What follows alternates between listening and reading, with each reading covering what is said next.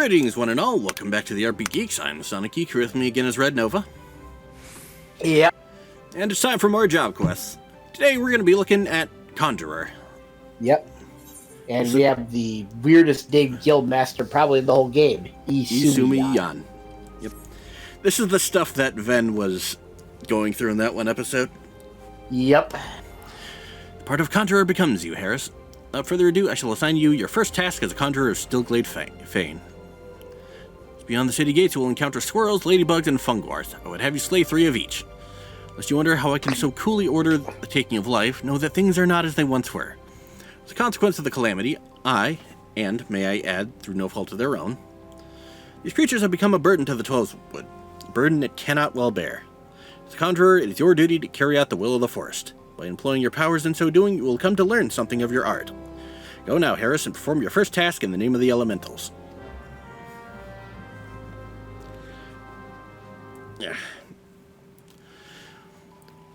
Yeah, Conjurer is all about drawing upon the powers of nature and submitting to the will of the elementals of the Twelvewood.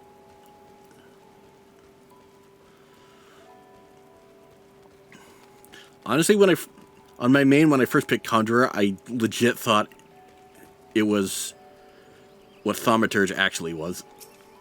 Oh, jeez. Yep. Well, believe it or not, my main isn't actually the first character I made. When I made a character for the trial, I actually wound up picking Gladiator because, hey, class with a sword. Although that character didn't stick around very long.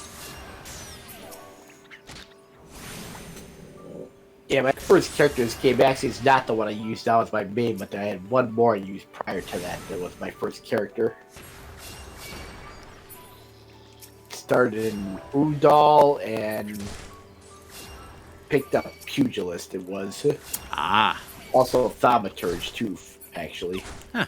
First started Thaumaturge, and I went Pugilist later, and then kind of stuck with Pugilist and Monk. This battle music took a second to kick in. Yeah.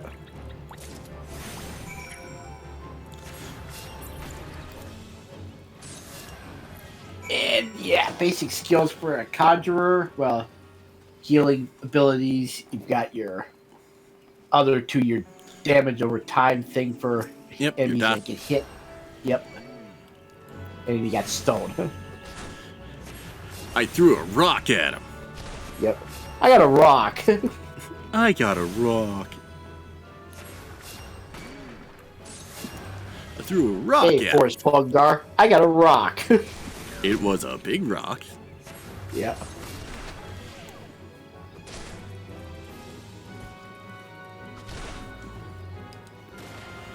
Come on. There we go. Back to the guild.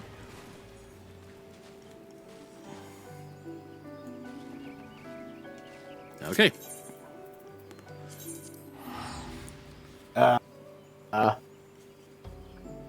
What? I was gonna say it kind of froze up there a little for a second, then it came back, so. Alright.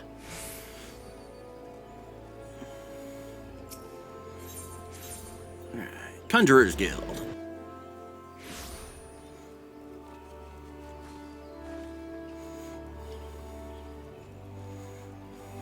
So you got RP Geeks tab down there too. Yep. Because if I don't have to cover up the chat, that's less work for me later.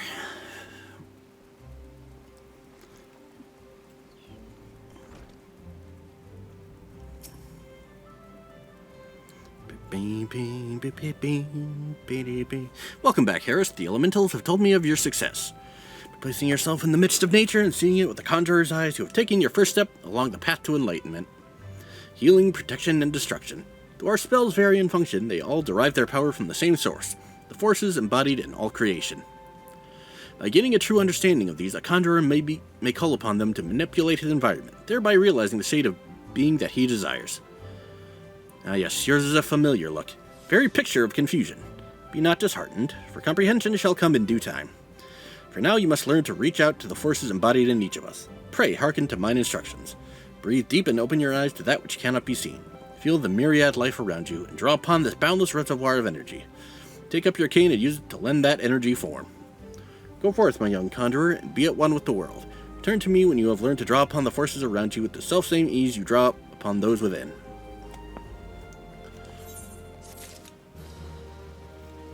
I'm back. To learn about the element of earth. It is good to see you again, Harris. By the air of serenity that surrounds you, it is plain you have learned to draw upon the energy of creation. I am glad.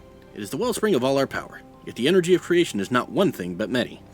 And to call upon all without first knowing each is conjury at its most basic. As a part of your continuing education, it is my desire that you now learn about the element of earth. Make your way to the Blessed Bud and North Shroud, and there partake of Hearer Nolanel's wisdom. The depth of his affinity for the elementals of rock and soil is all but unique amongst conjurers, and he is a gifted instructor besides. You may be certain of receiving a most enlightening lesson on the subject of earth. Oh boy, we get to learn about dirt.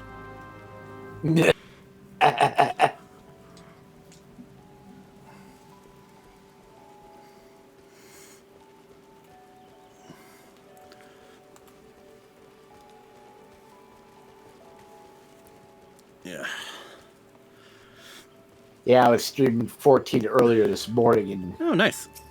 had the my logo covering up the game chat intentionally. Yep. Just so, God forbid some dumb shit gets said or whatever, which can happen at times. Yep. One time somebody a while back shouted in all caps, "Everyone, let's get naked." And it's like, no.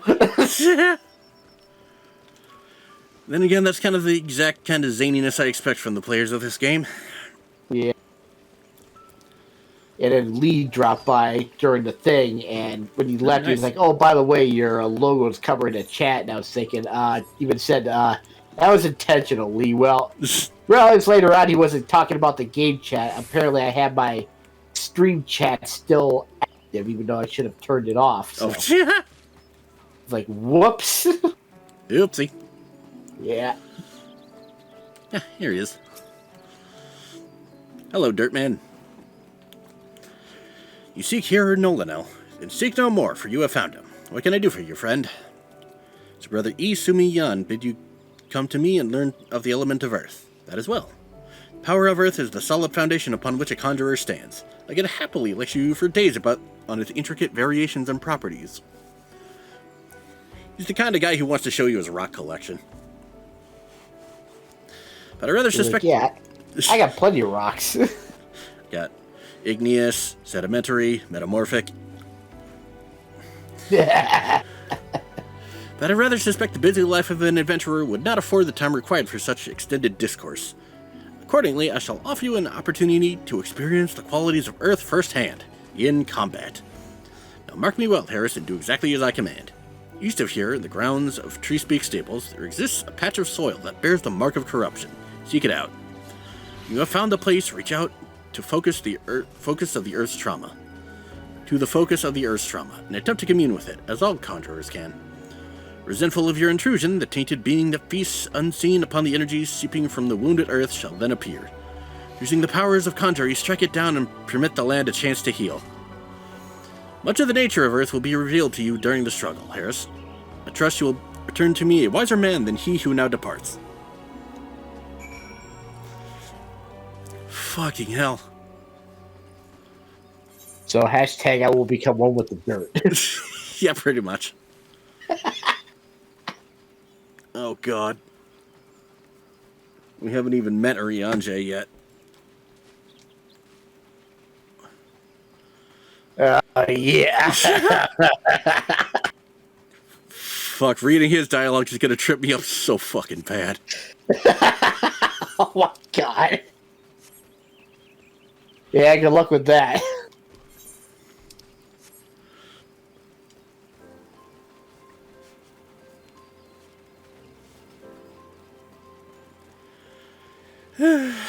Okay.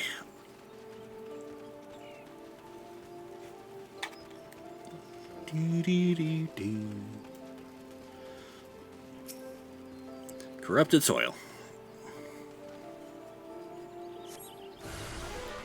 Tainted earth sprite. Oh no, it's throwing rocks at me. I'm gonna throw a rock at it. You gotta Rock fight. figure it out.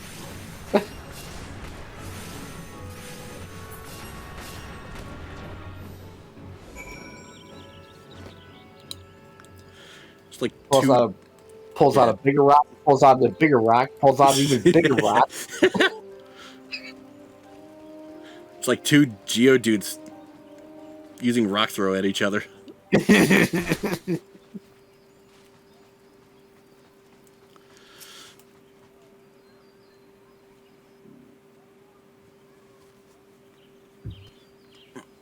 Welcome back, Harris. The Elementals whisper of your accomplishments. How did it feel to confront that embodiment of Earth, to endure its onslaught? Has the crushing power of this element shaken the very marrow of your bones?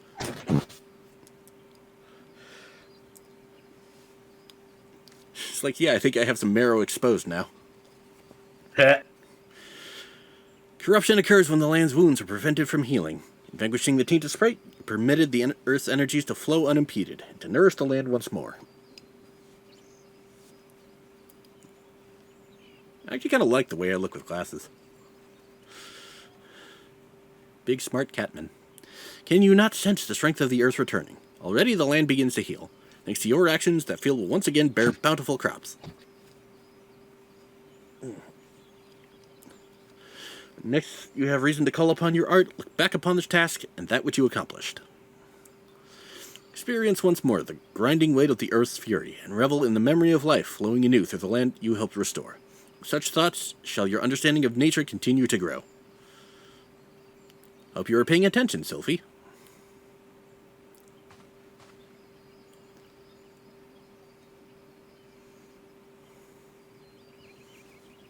See this adventurer here?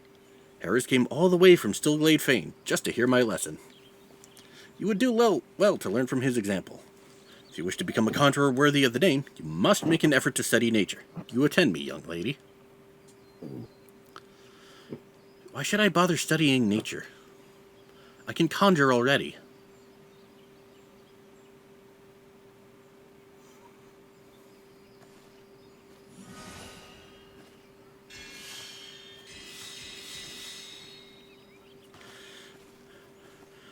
Oh shit, she knows mass cure wounds. Yeah. You have a rare gift for healing, Sylphie. A wonderful gift. Yet there's more to being a conjurer than... But I don't want to do more. I want to heal. I'm good at healing. Can't make me do those other things.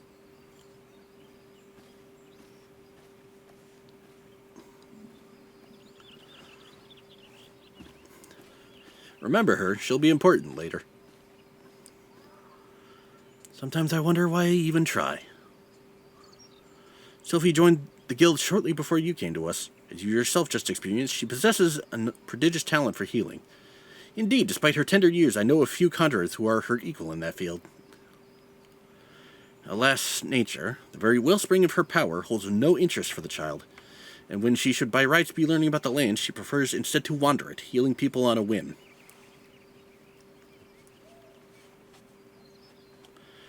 You, in contrast, have been a most attentive student. I've taught you all I know of the element of earth. You may report back to Brother E. Sumi and tell him as much.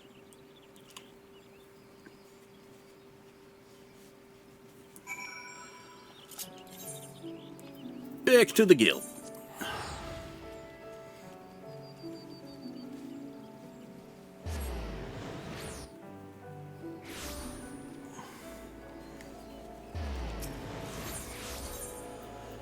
Conjurer's Guild.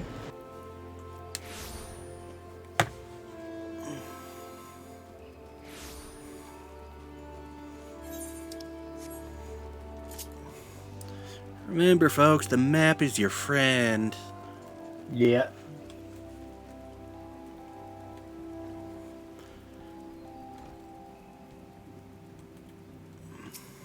I'm back. Ah, Harris, you have returned. Tell me, how did you fare under Nolanel's expert tutelage? Have you delved deep into the earth and felt its suffocating weight, its life-sustaining vigor? Such experiences will serve you well. And have you aught else to report? A fledgling conjurer named Sylphie casting healing magic upon you. How kind of her.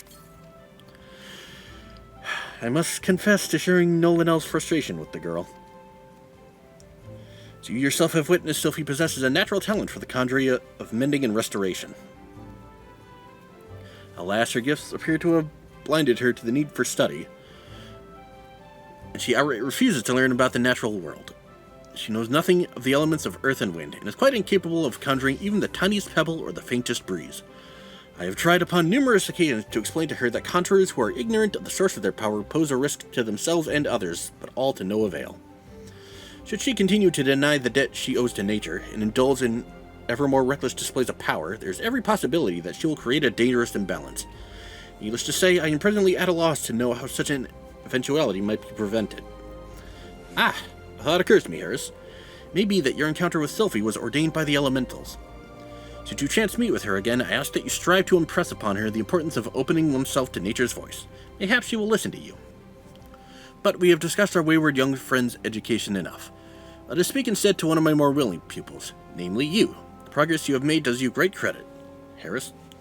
Though you are yet new to the art of conjuring, you are no stranger to nature's embrace. Considering all that you've learned, I hope you understand the true significance of these words. Ugh.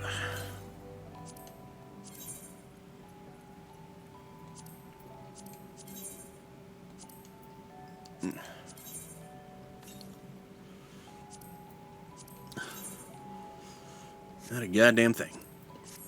Nope. Woo! Alright. Just a second as I clean off my fucking glasses.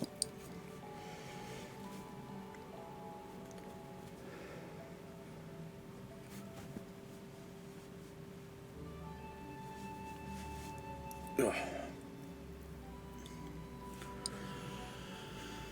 Okay.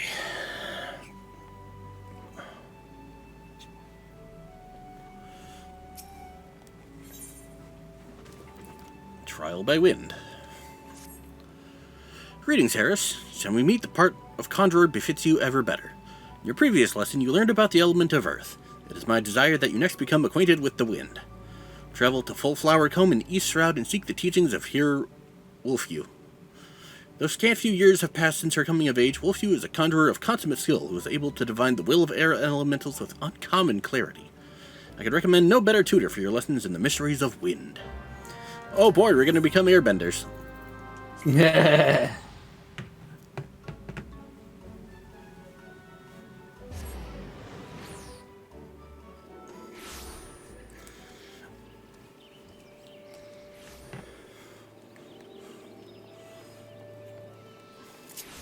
Now we go this way.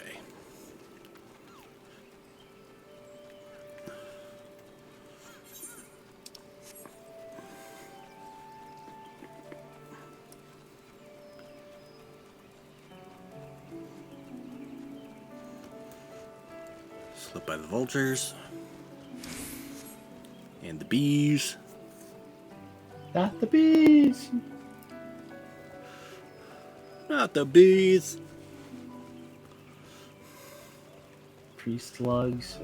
Yep. Had to take out a few of them.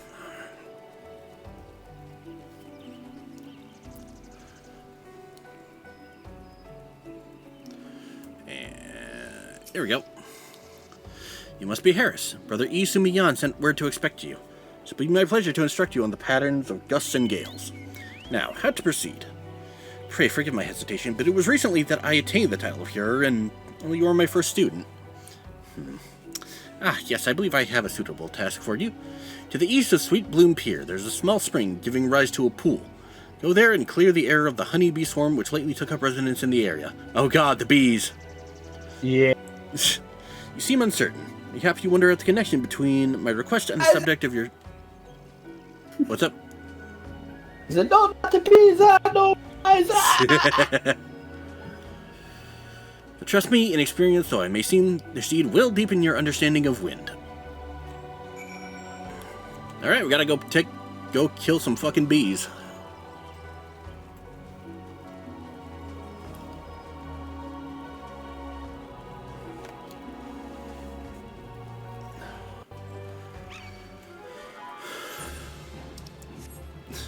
No, fuck off, bird. Yeah. Stupid vultures seem to have a knack for doing that. Yep.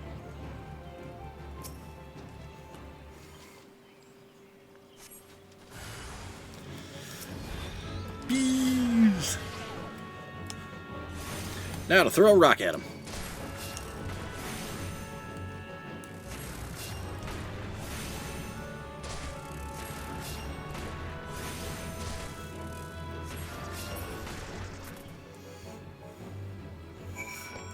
Get him.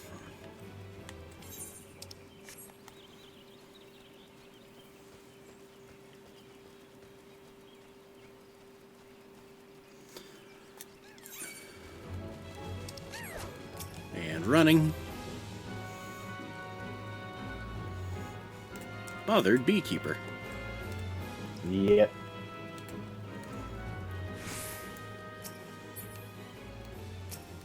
As long as I'm here.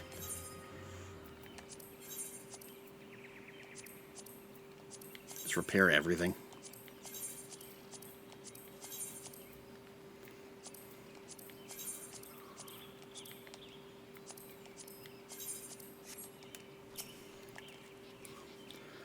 Take it the bees are no more. Tell me, did you happen to notice many of the Vilekins' preferred flowers in the vicinity of the spring? I asked because there were none. Strange, then, is it not, that the bees should choose to congregate there? And what has caused this aberrant behavior? Still your mind and reach out with your senses. Can you feel it? Path of the wind veers from its natural course, sweeping hapless creatures along in its wake. Something is playing havoc with the air currents. Such a disturbance bespeaks corruption. Return to the spring near Sweet Bloom Pier and search for pockets of corrupted air. Should you find one, use your powers of Conjurer to disperse it. Now we gotta go all the way back. And back from more corrupted spots. Yep.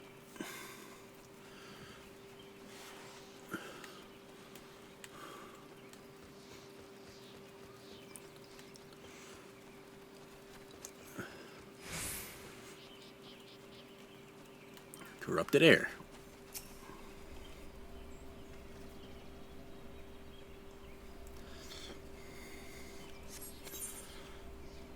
Ah.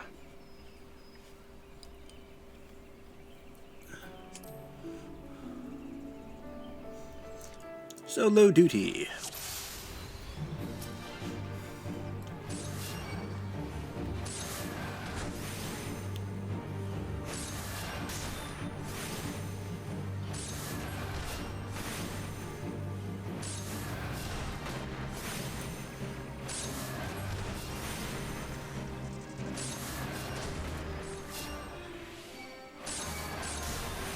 Oh boy.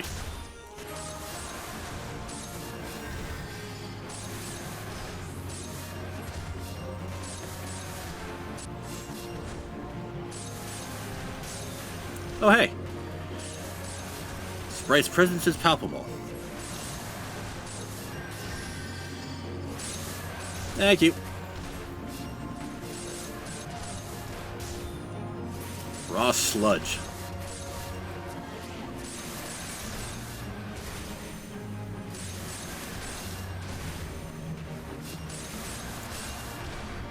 So what is this about leaving the healing to you? There we go.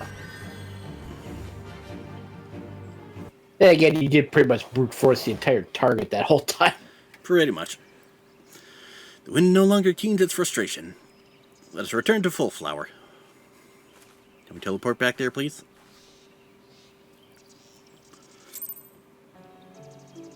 Of course not.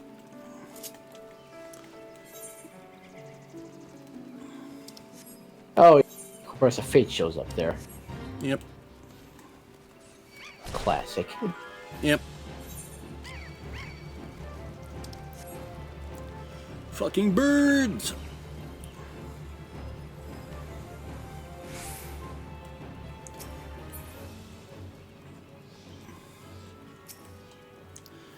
I must apologize for exposing you to such danger. The corruption was greater than I anticipated. But it is through such trials that we flourish as conjurers. Now then, Harris, what did you learn as you struggled within the air's grasp? will doubtless have noticed that the wind does not strike with the instant crushing force of earth. Instead, it torments one's form, dancing across every surface and leaving 1,000 tiny wounds in its wake. These are the agonies of erosion. When you experience such pain, you are now intimately acquainted with the wind's capacity for patient destruction. No land is a stranger to its power. Stand under... one second. When you stand under distant skies and feel the wind's familiar caress upon your skin, remember the lessons you have learned here this day. I suppose I should be grateful that this latest elemental disturbance manifested itself at such an opportune time. Only the gods know what I would have taught you had it not. Yet the growing frequency of such phenomena begins to concern me. While it is true that the calamity wrought much harm upon the 12th Wood, I suspect some other forces at work here. I bid you remain wary, Harris. But enough of these ominous rumblings. I regret to say that your time with me is at an end. Turn to Stillglade Fane and inform Brother Isumi of your newfound mastery. Oh, and be sure to thank him for sending me such a willing first student. To the guild!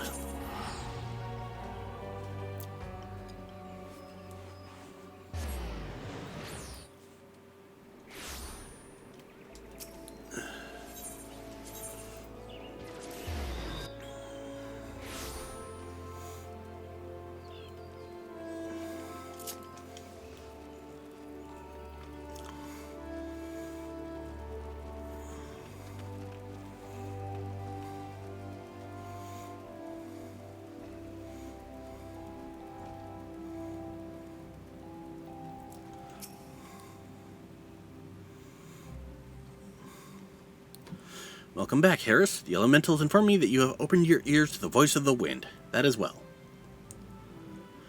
Having made allies with 2 elements, you are well on your way along the path of Conjurer. The full comprehension of these forces will only come to you in the fullness of time. Be patient. As you seek to embrace nature more fully, so will nature hold you more closely. He made you study wind? Why bother?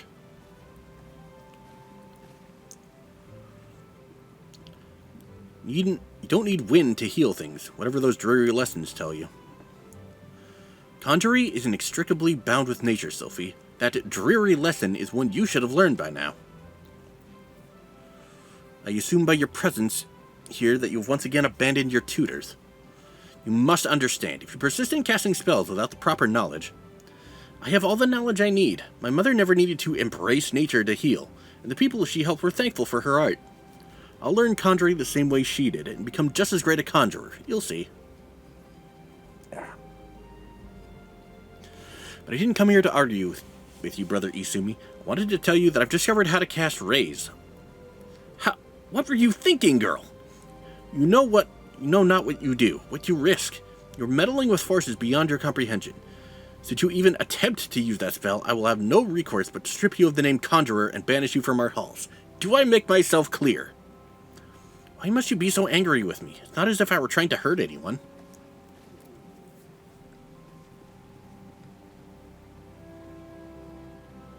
But that's... Sylphie, my dear child, that is precisely the point. My apologies, Harris. I hope you do not find these constant disruptions distracting. As you have just heard, Sylphie's mother was also a conjurer. A conjurer who was unable to use any spells outside of the sphere of healing. Needless to say, Sylphie seeks to emulate her in every way. It is a rare and wondrous talent to heal without relying on the energies of nature. Such power is not born of true conjuring. By all that we know of the art, it should not be possible for Sylphie to cast rays. And I didn't read the rest of that. My inability to set her upon the true path reflects my own failings as a teacher.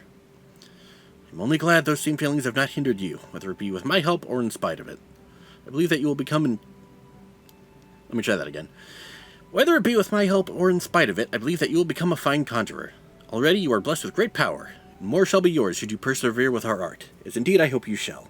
Yet however much you grow, however powerful you become, remember that ours is a power borrowed, not taken. Yes, sir.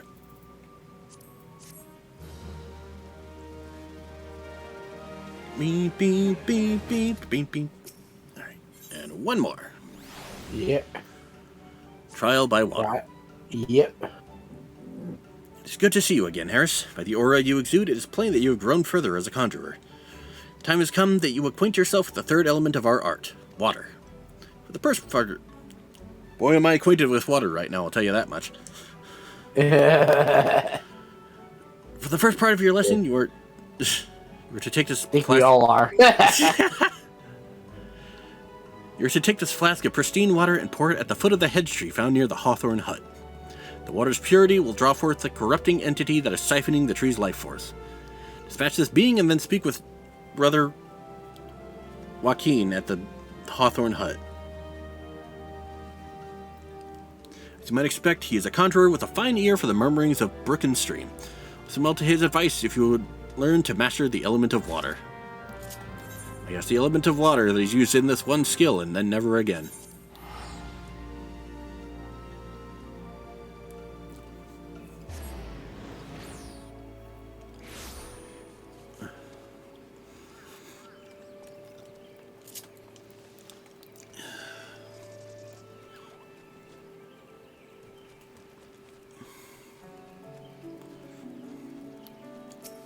Corrupted water.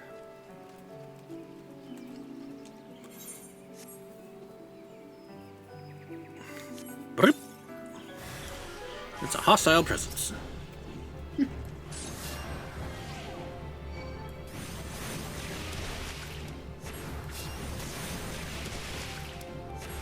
Bam. And then bam. And then bam. Fresh dot. Just getting pelted in the face with water.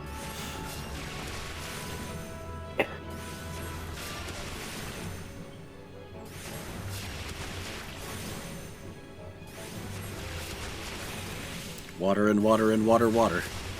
Yep. Or it comes out the tune of the FF8 battle theme. Water and water and water, water, water and water and water. Yes! Water and water, water, water and water and water, water, water and water and water, water, water, water and water, water, water and water and water, water. Yeah.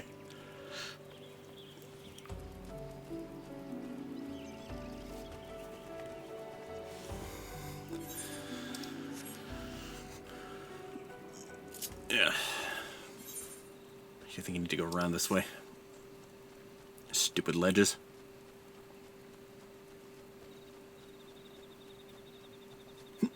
There we go.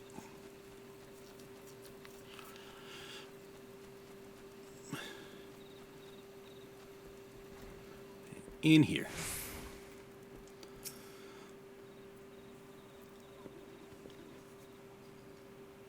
Greetings, Harris. Brother Izumi informed me of your coming. I assume it was you who purified the fouled water at the hedge tree? The joyous bubbling of the elementals was a pleasure to hear. On behalf of both them and myself, I thank you.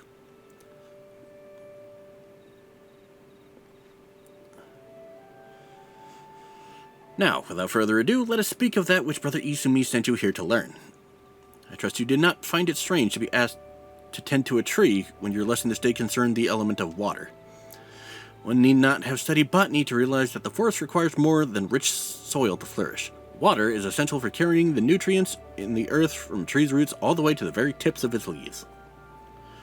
This precious liquid is the lifeblood of the 12's wood. Without it, naught would grow. But should it rise in too great a volume and too swiftly, the nourishing flow will become a crashing wave that washes away all before it.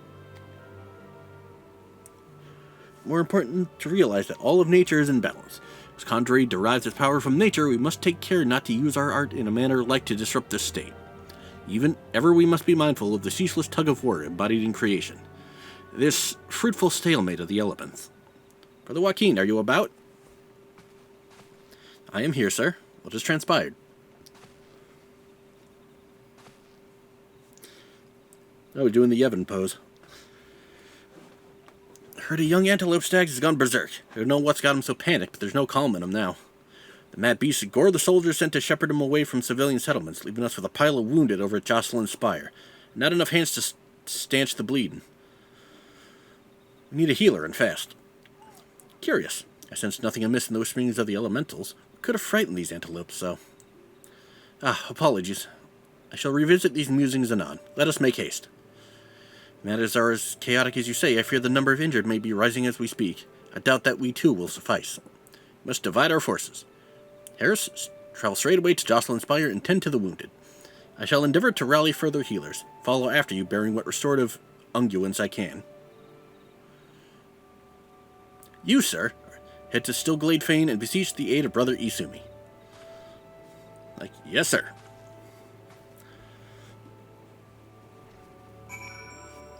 Let's see, Jocelyn's Spire. Oh, it's just north. Right.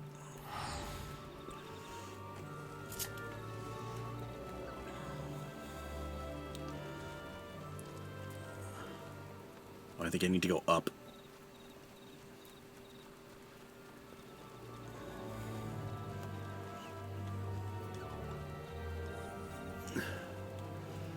That does go up the thing. Because, yeah, East Shroud Formation. Yep. Yeah.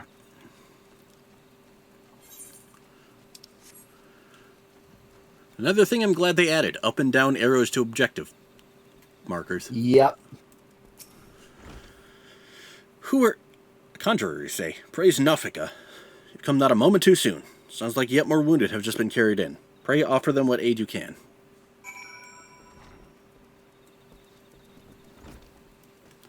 Dude's just laying on the ground. There you go. I can breathe again. Thank you.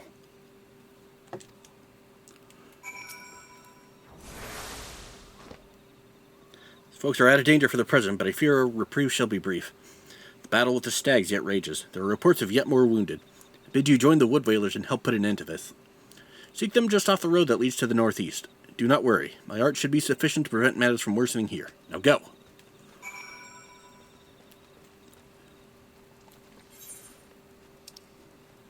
Just around the corner. Ploop. Yep. Ploop.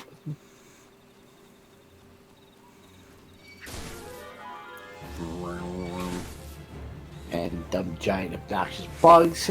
Yep. Oh, look, Sylphie's there.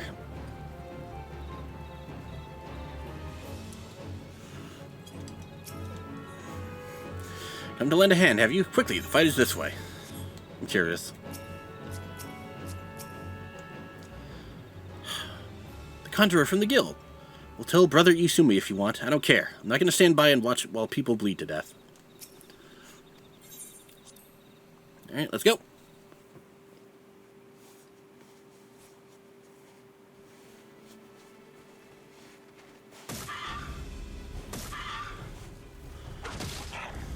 And smack. Love how half the time it seems more like they're just smacking them than actually stabbing them.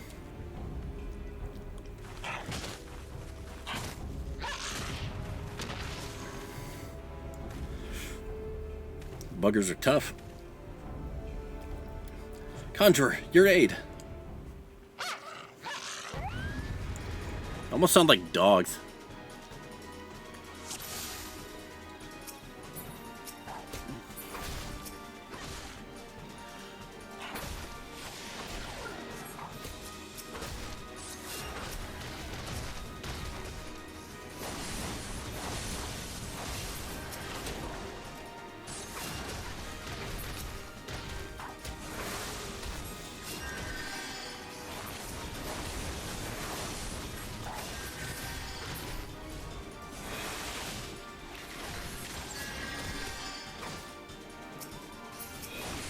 I see.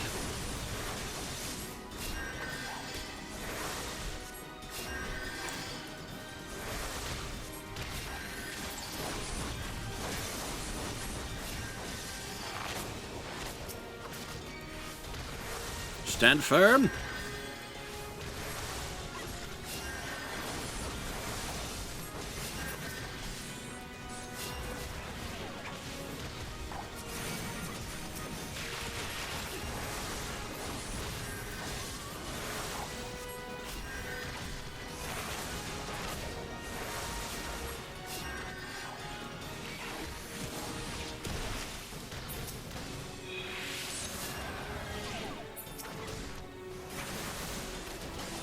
Buddy over here ain't looking too good.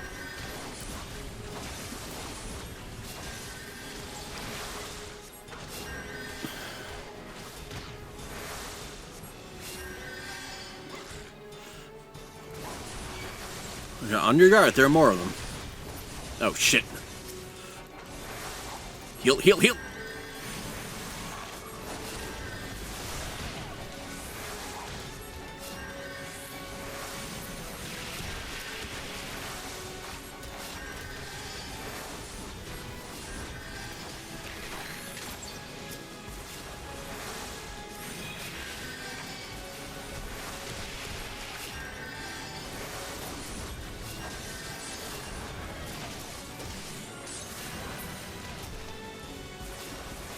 Anytime we want to butt in there, Sylphie. Kidding.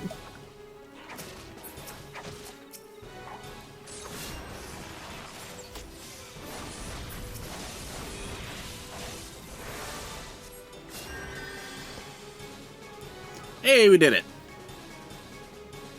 Hey.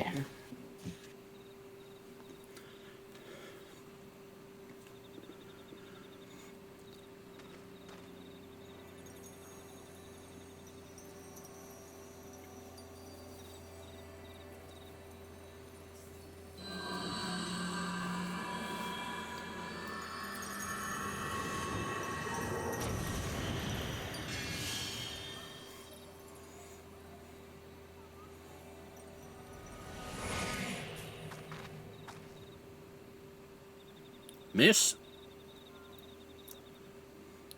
I'm fine. Don't mind me. Pray tell me that we are not too late.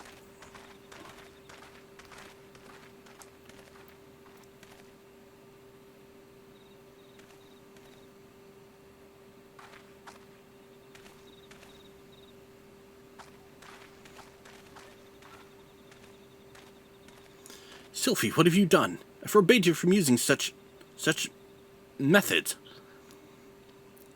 Guildmaster, I will not see you repeat your mother's mistakes. My mother never did anything wrong.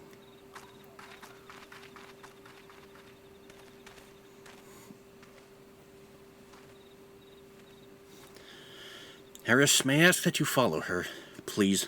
I fear my presence will only seek to serve to provoke her further. She cannot have gone far in her weakened state.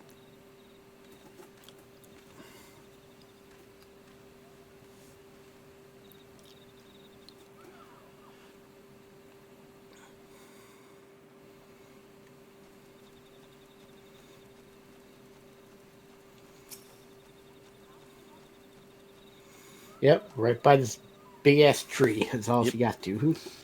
Don't understand. When I try to cast spells, nothing happens. When I reach for my power, there's just nothing there.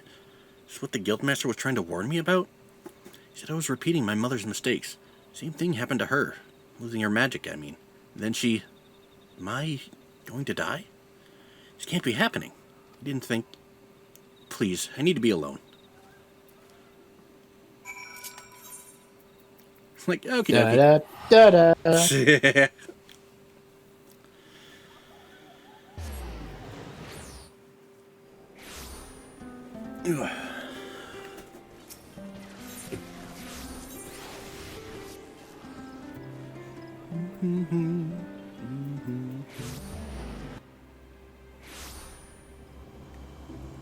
Oh, what song was that?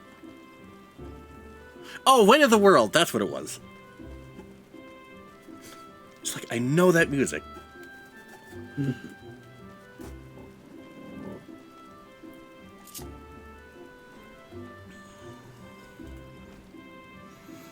can play it because it's in the game.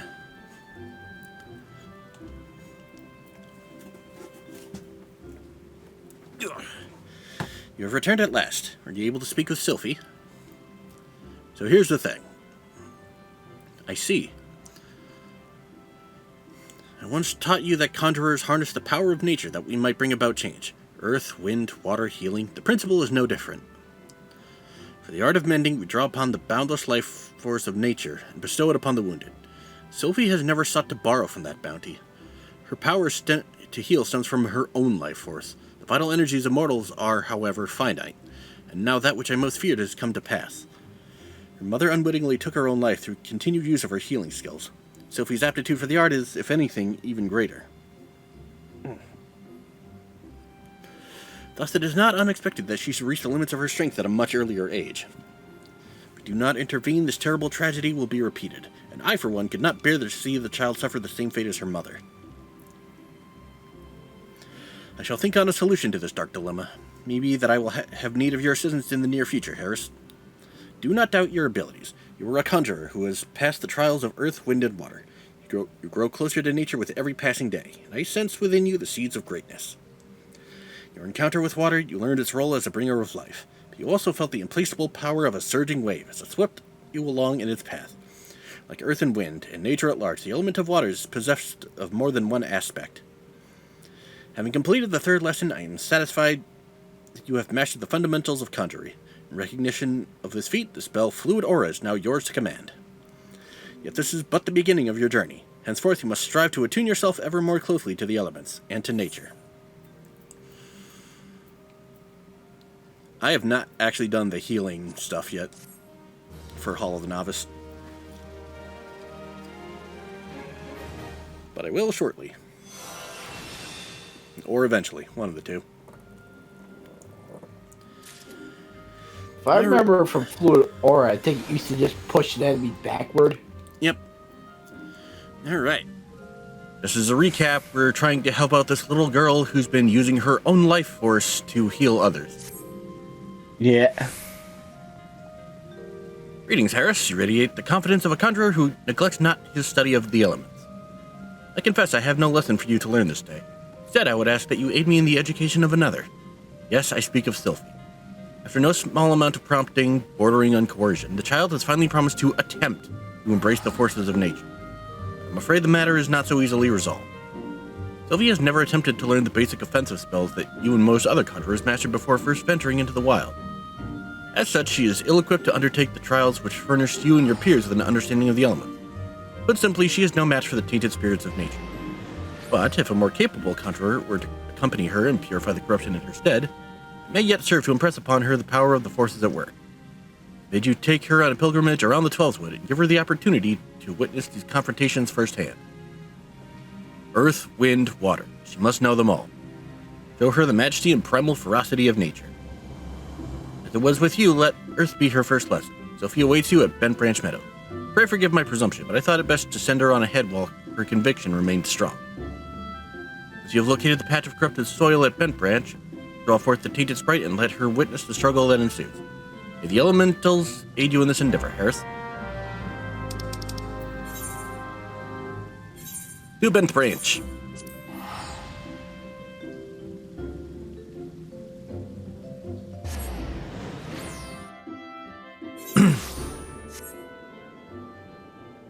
Ooh, Odin's up somewhere.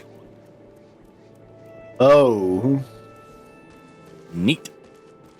Hopefully I won't have to worry about running into him, though.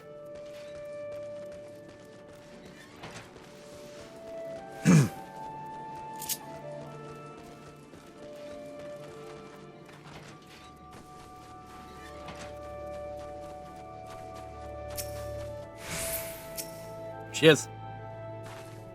Oh, I wasn't sure you'd come. You were kind to help, done nothing but mock you. Well, if you're ready, the corrupted soil is just there. I promise I'll be paying attention.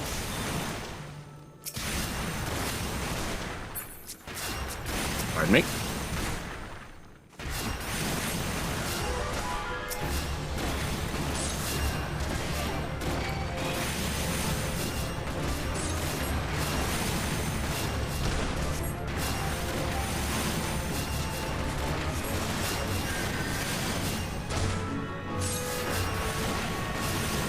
Hey!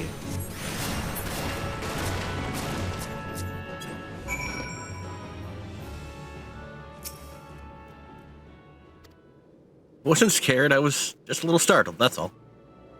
It was as if a mass of solid wrath had erupted from the ground. Never felt anything never mind. We have to get over to the Bannock next. Let's get this over with.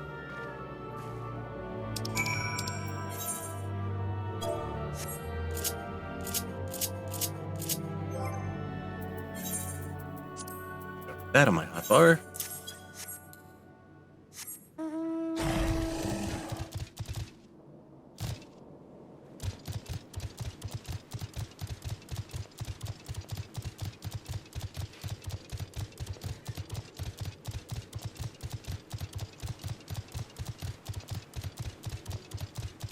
Yeah, for those not in the know, whenever this particular kind of weather happens in the Shroud, that means there's a big, like, fate boss named Odin up somewhere in the Shroud.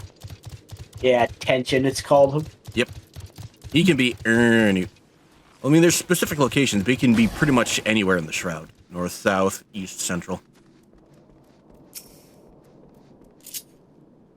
And you kind of need, like, everybody to get on him if you want any chance of beating him.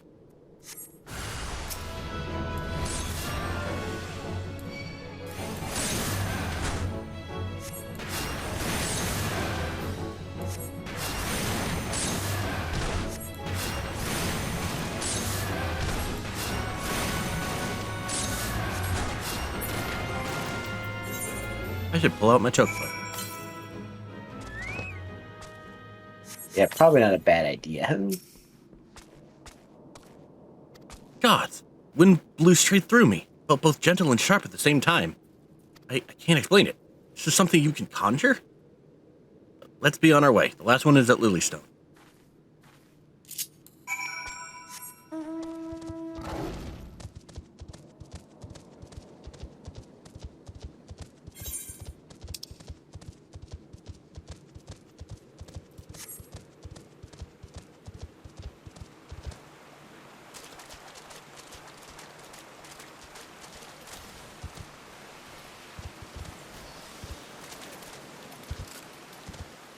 There we go.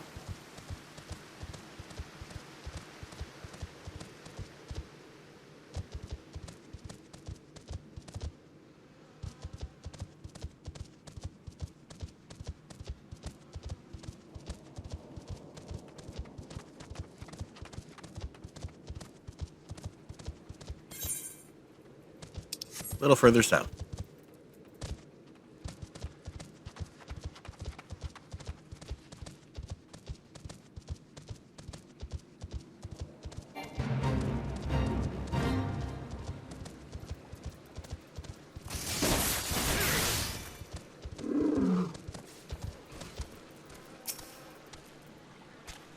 Tainted water is here. Tell me how it's done, then.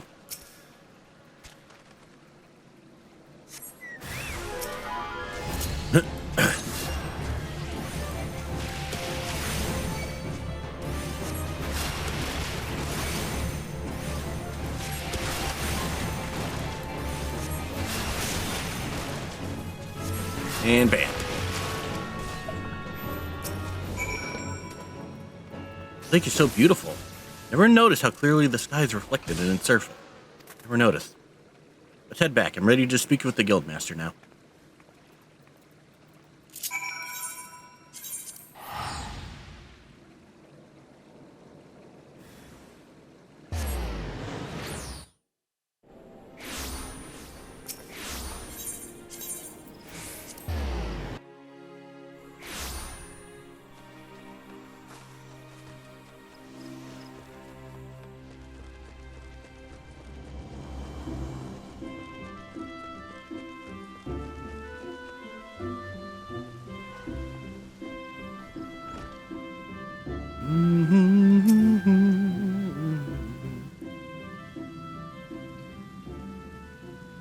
Welcome back, my avid conjurers. How fared you in your encounter with the elements? Sophie, what did you sense as Harris cleansed the sources of corruption? It's hard to explain. It was like hearing voices crying out in joy, and I felt their happiness wash over me. The world seemed sharper, more alive. It was almost as if nature were speaking to me. But why, Brother Isum? Why did my mother teach me to avoid the side of conjuring? What was she so afraid of? There are certain truths that hide behind the mask of our words, and there's much that your mother didn't tell you. You needn't seek all the answers at once, Sylvie.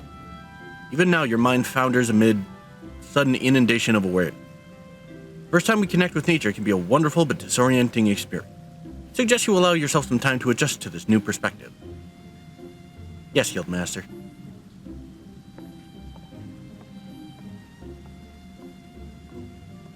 Have my gratitude, Harris. To you, Sylvie has taken a most important step.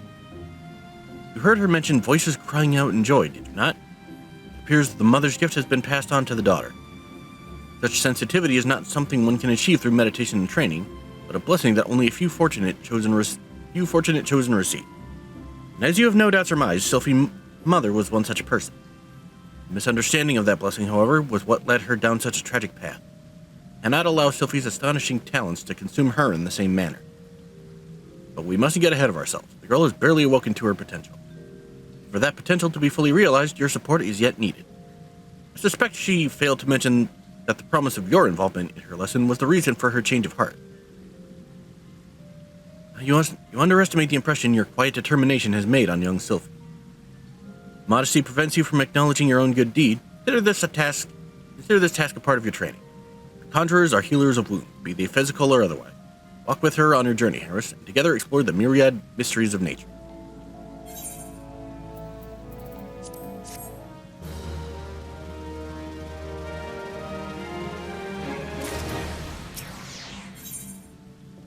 Next. Welcome, Harris. The tales of your deeds reach me even here in the cloistered heart of Stillglade Fane.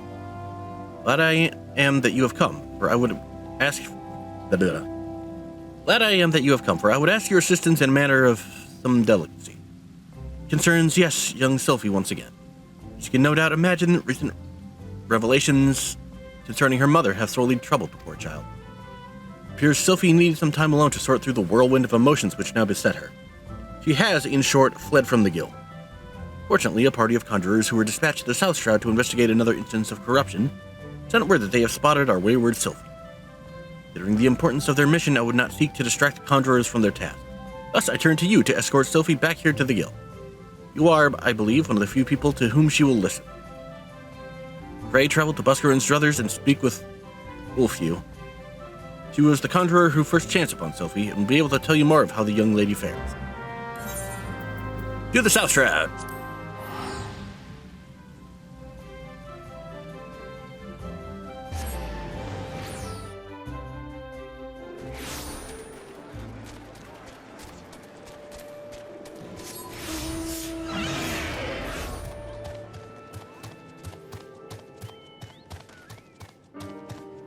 Odin's still hanging around somewhere.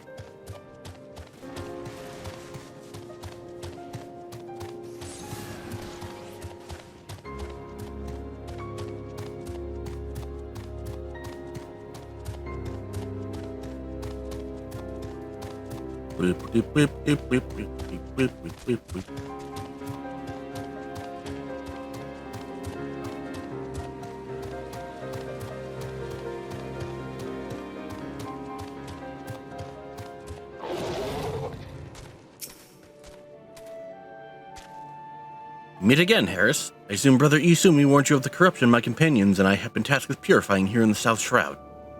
Source of this extensive blight is found to the southeast. Shrill, discordant voices of the elementals shriek their dismay in the vicinity of the withered tree ant. I suggest you give the area a wide berth.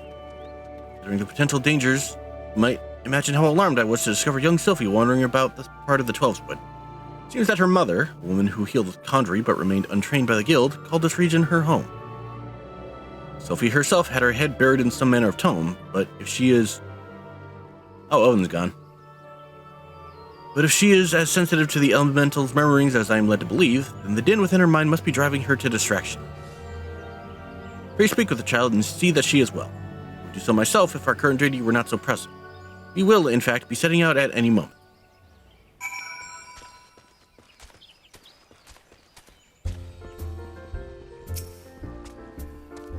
Hi.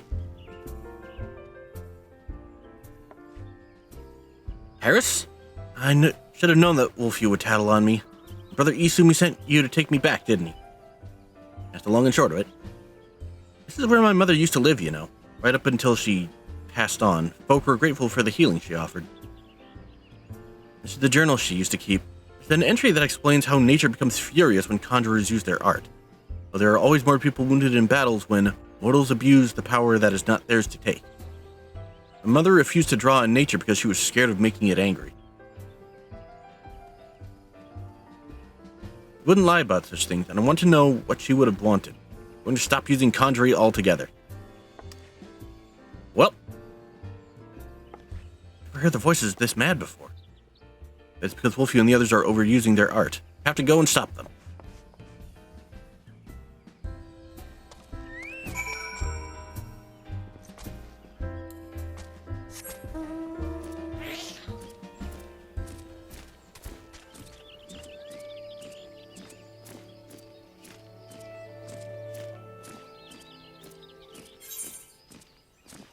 Other side.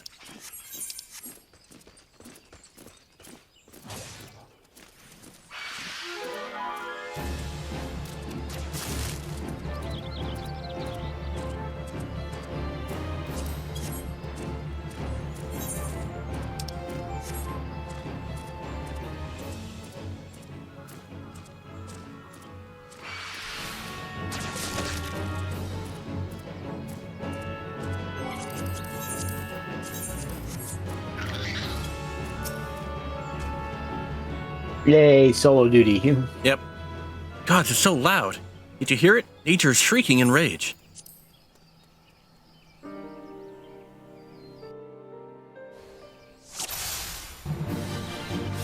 Purify the corrupted earth.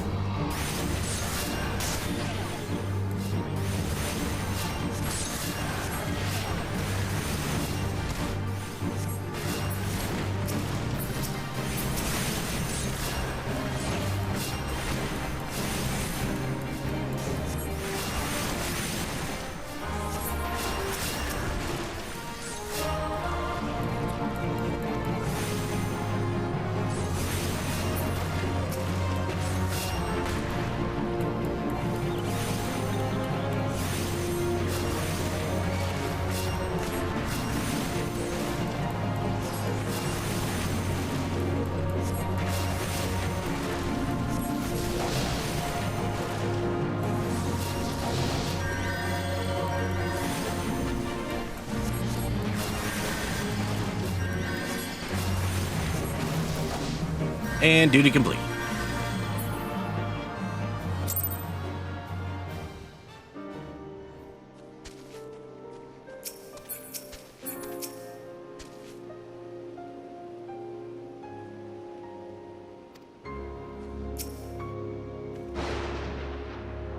Or has the earth so confounded me? I must apologize.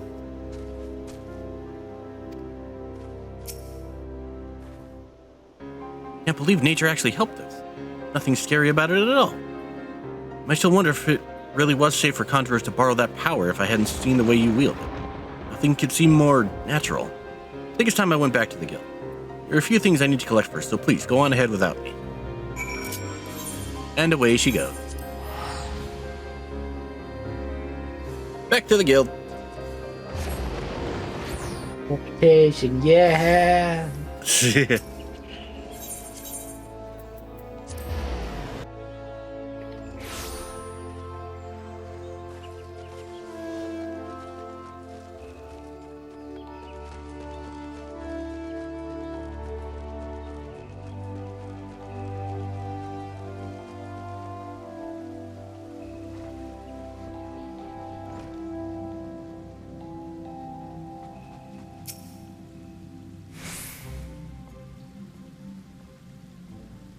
Welcome back, Harris. And you also, Sylphie. Brother Isumi, I'm sorry I ran away like that. I understand, child. Did you find the answers you sought? Yes, thanks to Harris. He showed me that nature was nothing to be afraid of. I think I know why my mother refused to call upon its power. She believed the act caused suffering to nature itself. I see. So it was her very love for nature that prevented her from drawing on its strength. Tell me, Sylphie, has the fog of indecision now lifted from your mind?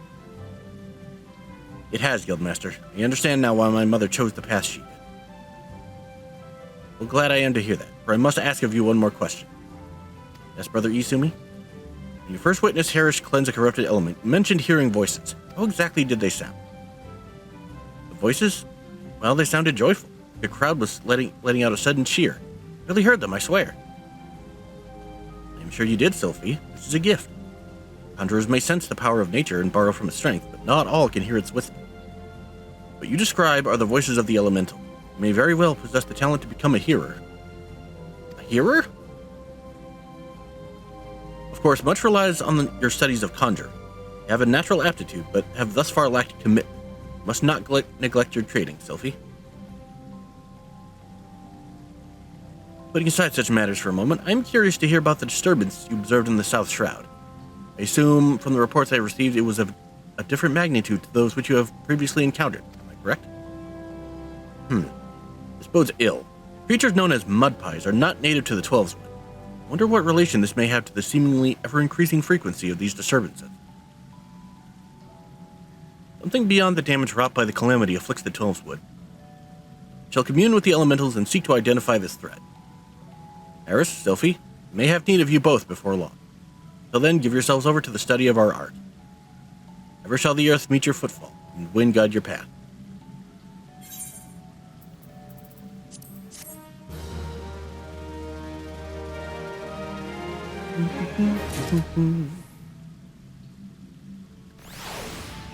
One second.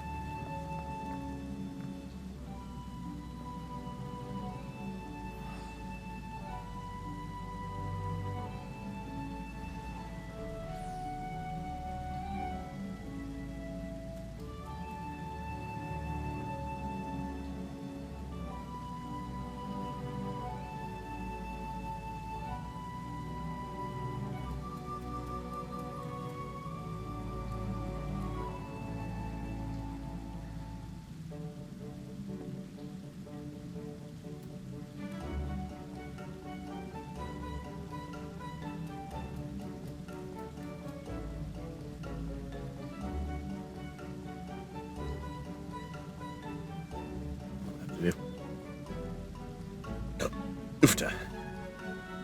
Okay. Testing. Yep. Alright, level 30, in Nature's Embrace. Ah, Harris, your presence here is most welcome. I have another task to which your maturing skills are well suited. Attend me closely. Expansive wounds that ooze corruption are formed throughout the forest. After examining the traces of the sizable disturbance you previously cleansed, I can only conclude this phenomenon is the work of a malign agent. It must be found swiftly, lest the corruption spread, and I would have you assist in the investigation. Guildmaster, you must let me help. Sylphie? Since I got back from the South Shroud, I spent all my time studying the forces of nature. I even sat through one of Hero Nolanel's lectures. Bellswood is crying out in pain. Shields are a bit lacking in some areas, but I want to do what I can for the forest. Lacking? Sylphie, you have yet to master a single offensive spell. Without the means to defend yourself, it would be far too dangerous to send you off into the forest alone. Going to stay here, then? Not necessarily. Eris, with your consent, I would have Sylphie accompany you once more. I do not propose this arrangement solely with her safety in mind. Given the nature of the investigation, it is likely that Sylphie's innate talent for hearing will prove as useful to you as your contrary will to her. Much you might accomplish together.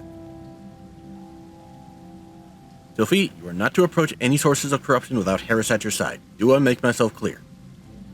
Should you chance to encounter the origin of these disturbances, do not initiate a confrontation.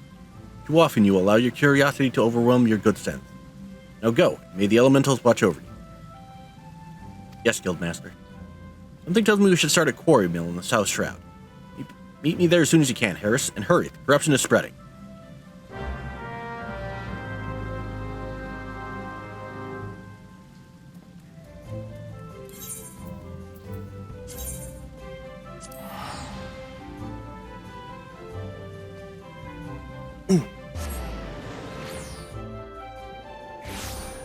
Ba-ba-ba-ba.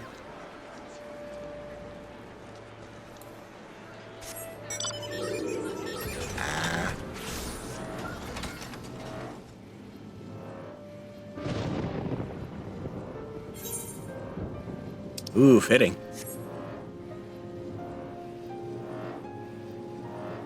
Yeah, very fitting, actually. Lightning where you are, and it's raining where I am. It's actually been raining here for a good chunk of the day. Yeah. Well, I mean in the game, but yeah, it's been raining here in real life a little bit as well. Something's going on with my model. Yeah, it's actually raining in the North Shroud. Oh. Okay.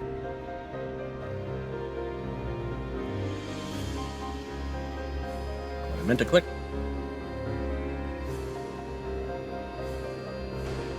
Something's going on with my model right now, so I'm just going to switch over.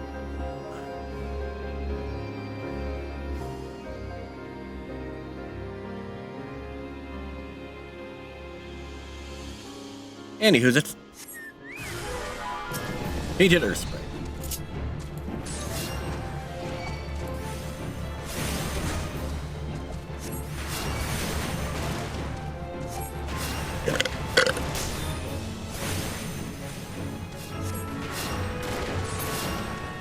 Morty, gotta flatten some tainted sprites, Morty.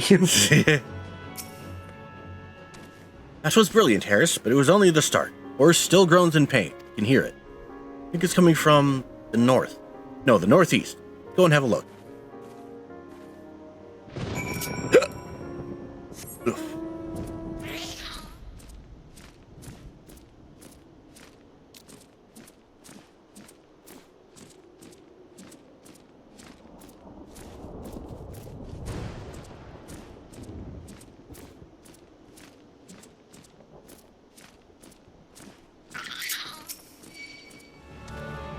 Gosh dang it.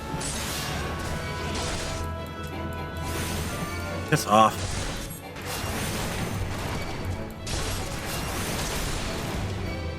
Hold on, I'm on my way. Oh, you're almost already got it. There we go. Someone just decided to pick the wrong fight. Yeah. There we go.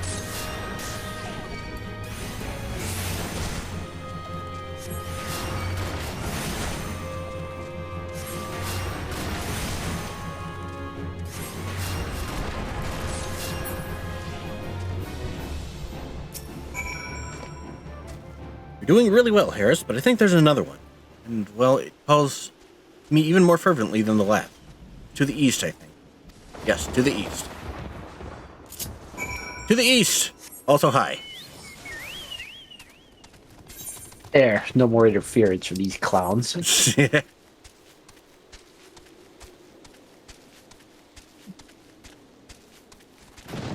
Oh. Did not mean to do that. Yeah.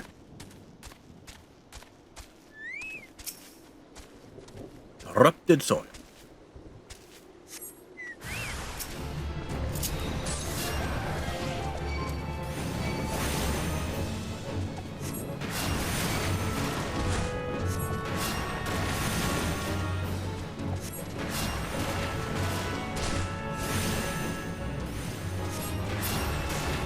I got it, don't worry about it. Yeah. Nice work. Yeah, I just making sure there's no enemies sticking their beaks in there like last time. Yep. I appreciate it. Nice work. The earth here feels healed, and yet another disturbance. And it's big. Really big. Hard to describe, but it feels sort of wrong-er, I think it might be what's causing all of it. No, Brother Isumi said we weren't to confront it, but we can't just let it corrupt the rest of the forest. However powerful it is, it can't be any more powerful than you.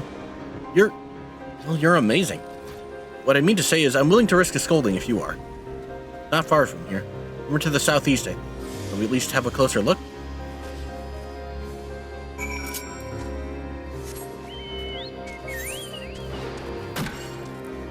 Oh, that area. Yep.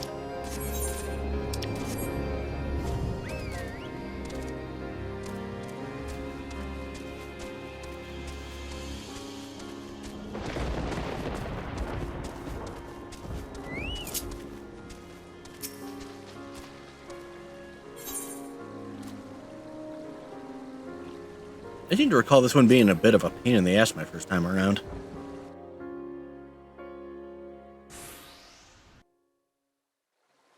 Which, to remind everyone, would be way back when I first started playing.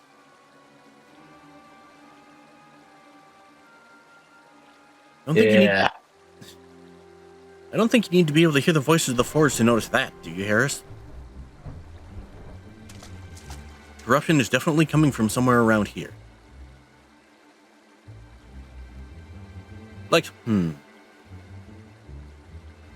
odd. As soon as we arrived, that sense of wrongness I had suddenly felt less. It just felt less.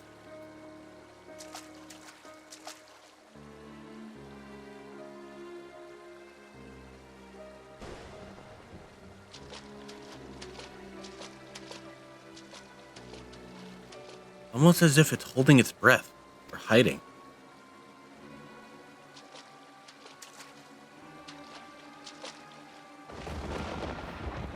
See that? Just in that one spot there. The air seems wrong.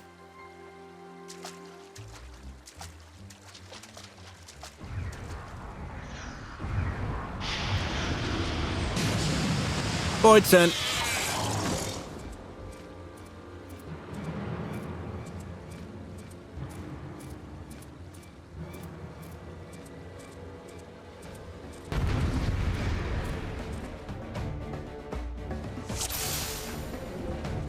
Eat Akuma.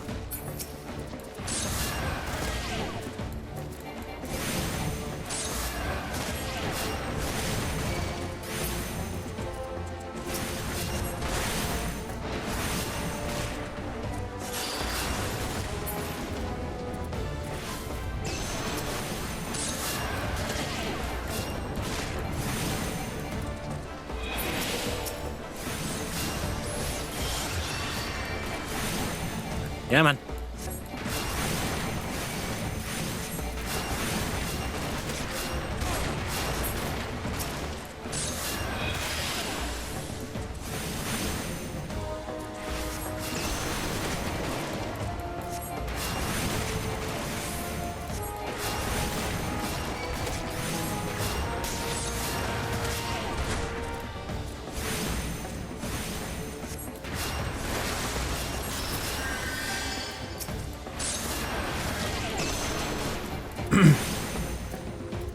I think it was a different one I was thinking of, actually. Corruption attracts the worst kind of monsters. Yeah, you ain't kidding about that. Noxious little imps. I feel like it can do anything.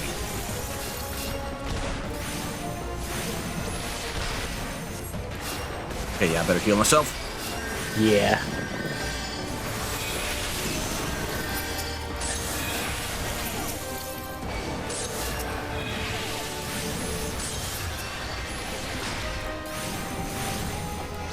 Come on.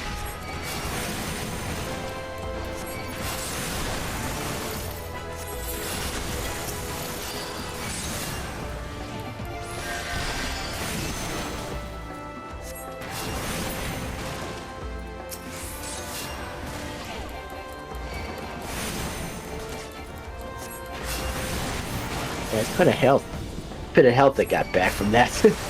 Quite a bit. Yeah.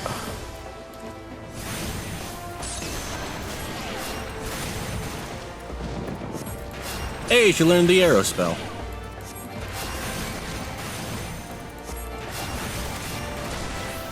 Oop. And double T. There we go. Goodbye. Bye-bye, Mr. Void Set Eyeball. Yeah.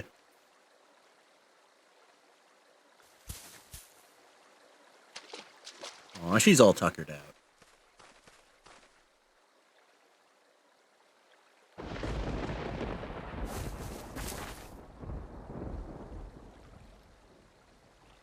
Isn't it amazing, Harris? The breeze always feel this good? The ground always this warm?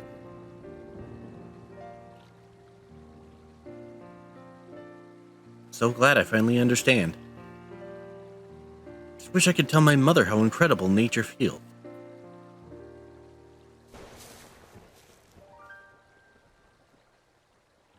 Oh, you're injured. Here.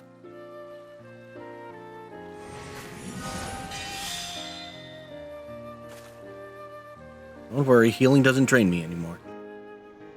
Not since I learned how to borrow from nature. I have you to thank for that, Harris. Return to the guild. We have to explain everything to Brother Isumi. I might have been thinking about the level 50 quest. Maybe here. That one wasn't too bad.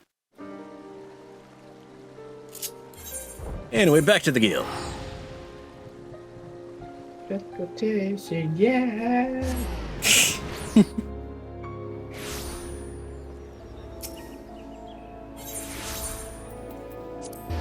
Everyone's certainly thinking about Opie's a lolicon, but we already know that.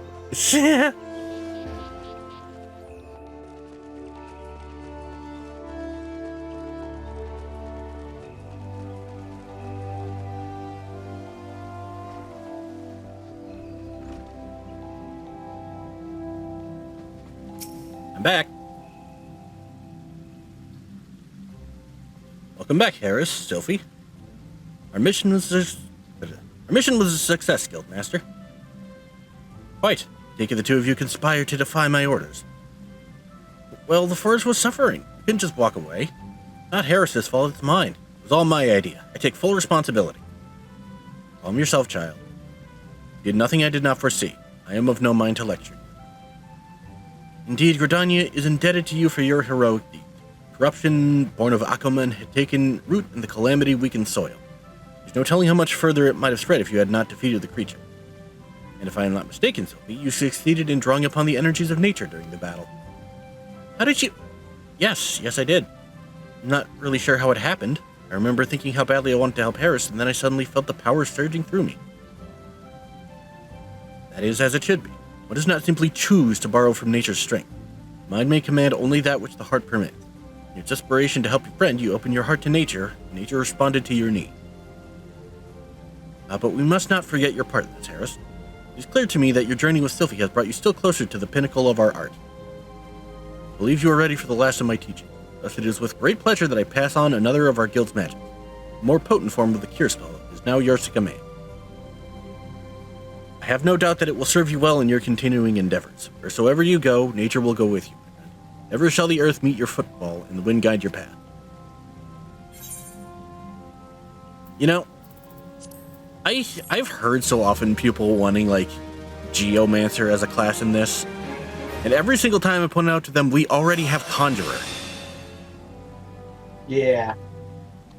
Like, within the lore, it's fundamentally exactly Geomancer. Yeah. It's just a healer. Now, normally this is where I would end things off for this video, but Conjurer has a special little quest all their own. Oh. Unicorn power. Your deeds of late have earned you the respect of all at Stillglade Fae. People say you are a breath of fresh air within these still caverns. Truly, you are an inspiration to us all. Having plied you with praise, I would make a request of you. An unusual creature has appeared near Fallgourd Float in North Shroud. Witnesses report that it is badly wounded. While it hasn't proven itself a danger to the locals, a wounded beast is unpredictable at the best of times. Please find it and provide it with such succor as you are able.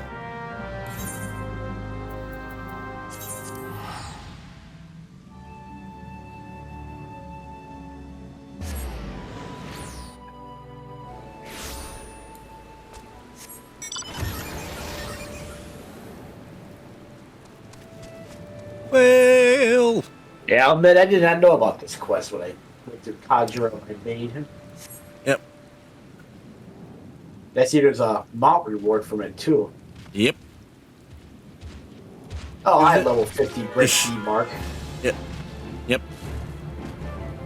Yeah, Thankfully apparently, not the threatening one. yep. Thank goodness. Otherwise, that would have been bad. Oh. Yeah, so bottom line, from what I remember, this was basically an incentive from Square Enix to get people to level Conjurer more, because when the game first launched, this was like literally the only healer class. Mm.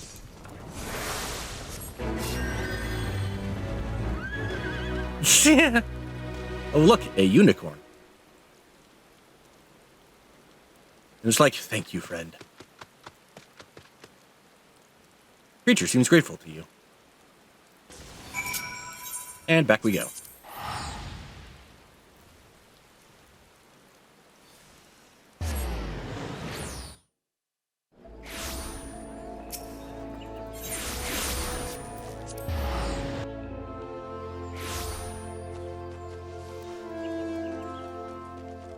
Yeah, I remember it was something I had to get my character on the EU server. I had to get in the burning wall area of Eastern Thanland. And then right in that little bit of a cave there, as it turns out, what did I behold when I got in there? A level 50 elite mark. Not the one like that one, but the one that's using spots. He goes right after you. So it's like, are you fucking serious? Welcome back, Harris. Were you able to find the creature? What did it look like, if I may ask? Four-legged and tall, with a pristine white coat, and a single horn protruding from its brow. There's no mistake, that was a unicorn you healed. Unicorns are rare and majestic beasts native to the inner region of Kurthith. They're extremely shy and are wont to avoid all contact with man. The notion you were able to gain its trust is most thrilling. I've seen enough wild creatures to know that its behavior towards you mean more than simple gratitude. Nay, the unicorn must have sensed kinship in you. Should you doubt my words, Harris, pray take this whistle and prepare yourself. Truly uplifting experience awaits. There it is. I can now summon the unicorn mount.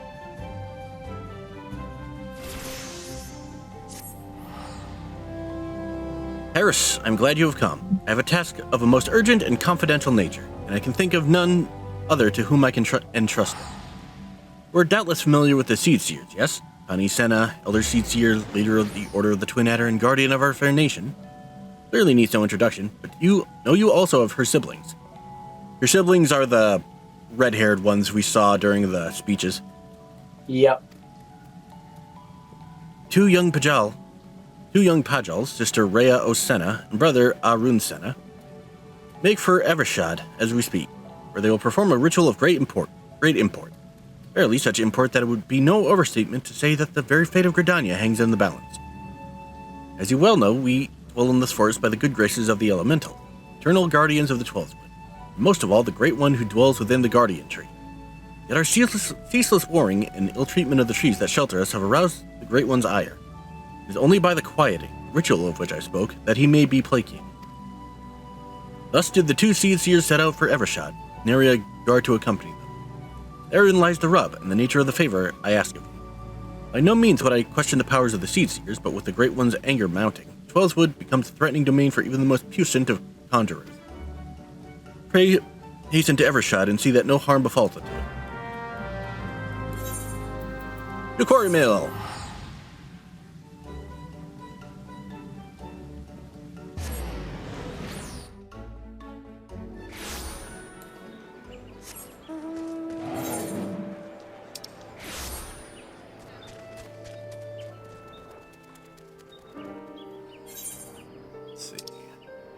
Down here.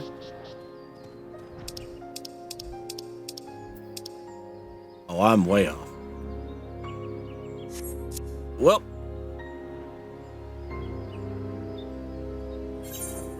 And as long as I'm here, may as well take the time anyway. Because I'm gonna need that later.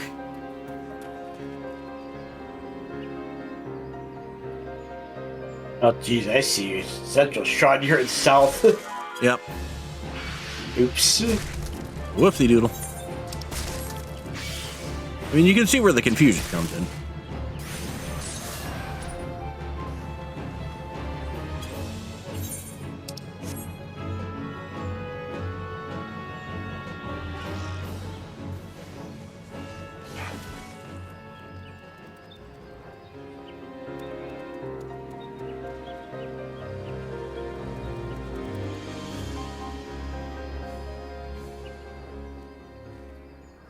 Yeah, I gotta grab Camp Tranquil, I take it.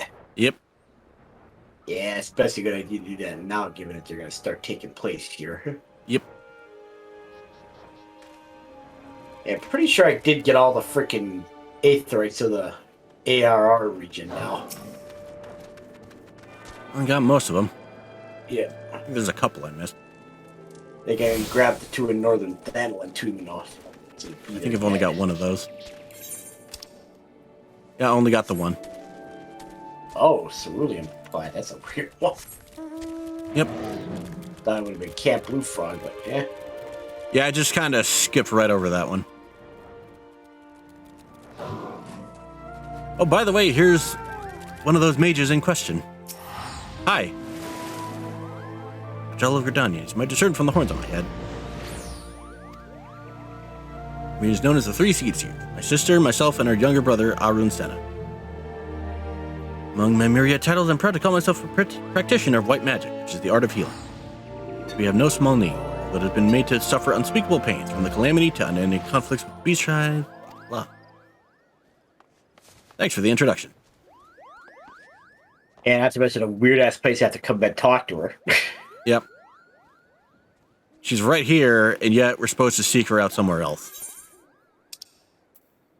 Well, not that, the fact you have to keep jumping over there just to reach her is just Yep. kind of an... Oh, thank you. It's like, could you find a better place to meditate or whatever the hell you're doing? I mean, you'd think. Yeah, we need to go up the big old tree. Yep.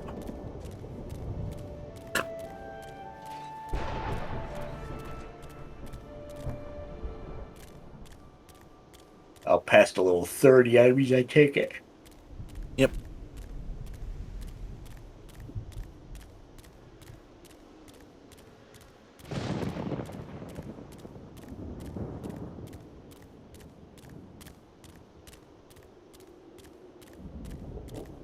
Why does the carbuncle almost look like a Pokemon?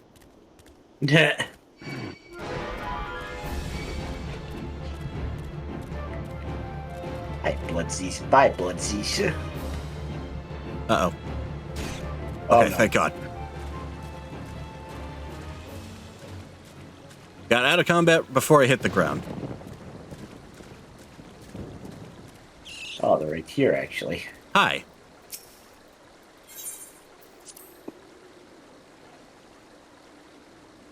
So in this Okay, instance, then. she's literally in two places at once. Yep. Turns out we didn't have to go up the tree. I was wondering about that. Curses, how can we hope to make it to the Guardian tree with these ghastly creatures bursting forth like rampant weeds? If I had known what we were in for, I'd have brought along a wood whaler or two. In fact, I dare say we should return and do exactly that. Do not be such a coward, sister. We are seed seers. These overgrown vermin are no match for us. Old words, brother. But were they true words, we would have dispatched our enemies and arrived safely at our destination bells ago. Aye.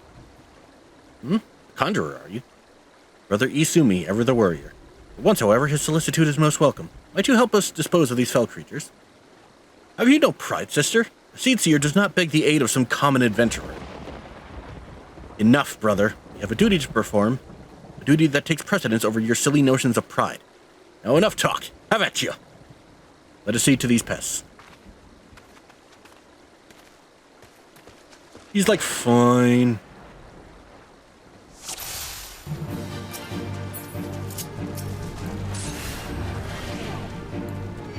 Great One does not approve of our presence here.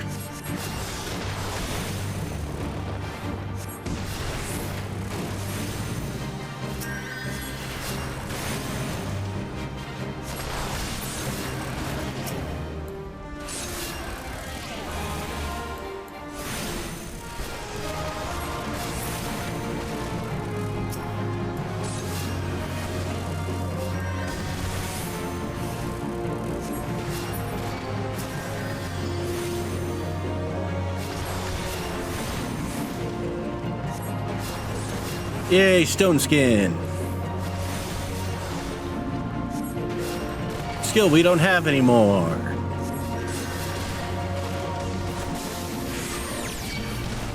Uh-oh. So we did need for those later relic weapon once they brought it back and they lost ability or temporary one using those instances. Yep. Actually, both Eureka and Boja. Yep. Actually started working on Eureka on my main a little bit because I want that elemental armor. Ah. It looks so Yeah. cool. It'd be so Yeah, the armor is even tougher to get from what I hear Yeah. than the weapons. Yeah. Basically, because of the thing you have to start doing once you get the Pyros with the whole the book of how many of those things you make. I'm not even anywhere near Pyros yet. Yep. Still have all of Pagos to go through. Yeah, Pagos is the worst one by far. Oh boy. You die. You also die. Yeah, Hydanos is definitely my favorite one of them. And Pyro is probably my second favorite with the added stuff in there that I just Good to know. Well, apparently they added in gear that can help a lot with, like, taking down enemies and whatnot. Yeah. Like Eureka type gear. Yeah. And I have a couple of those.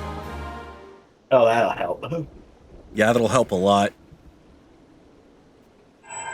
Although you also have that echo bonus too now, which they didn't have the first time we started doing this. Or I started doing it, so that's also going to help. Whee. Oh, look, a white mage crystal. That crystal. Do my eyes deceive me, or does the adventurer inherit the legacy of Ottawa Kant?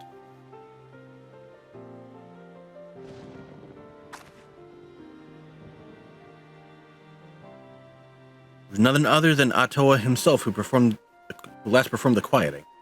No, I do not believe this adventurer's arrival is mere coincidence. Bearer of the Soul Crystal, inheritor of arcane knowledge long since forbidden to those not of our kind. I know not why it is you he chose, but I believe our great forefather has led you to us today. Ancient tradition dictates that the quieting be performed by 3 Pajals. But I misspeak. The ritual is to be performed by 3 white mages. Master Ottawa truly has chosen this adventurer as success. Words are hard. Yeah. You speak madness, sister. Surely you have not forgotten that Pajali's tradition strictly forbids sharing the teachings with those not of our kind. The power of white magic is far too great to risk it falling into the wrong hands.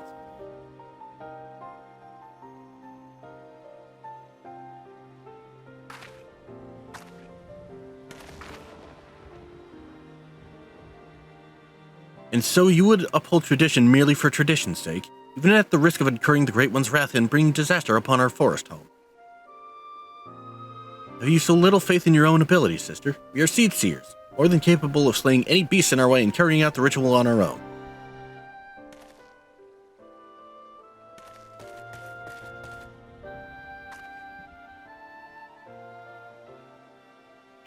Petty bickering is getting us nowhere. Adventurer, I am sorry to trouble you with our silly sibling squabbles. If you have the time, I would speak with you further, but not here. Come to Camp Tranquil and come quickly. Time is of the essence.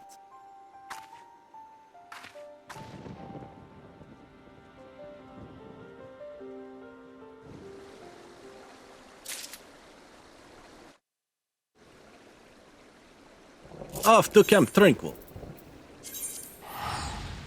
Yeah, I knew I would need it sooner.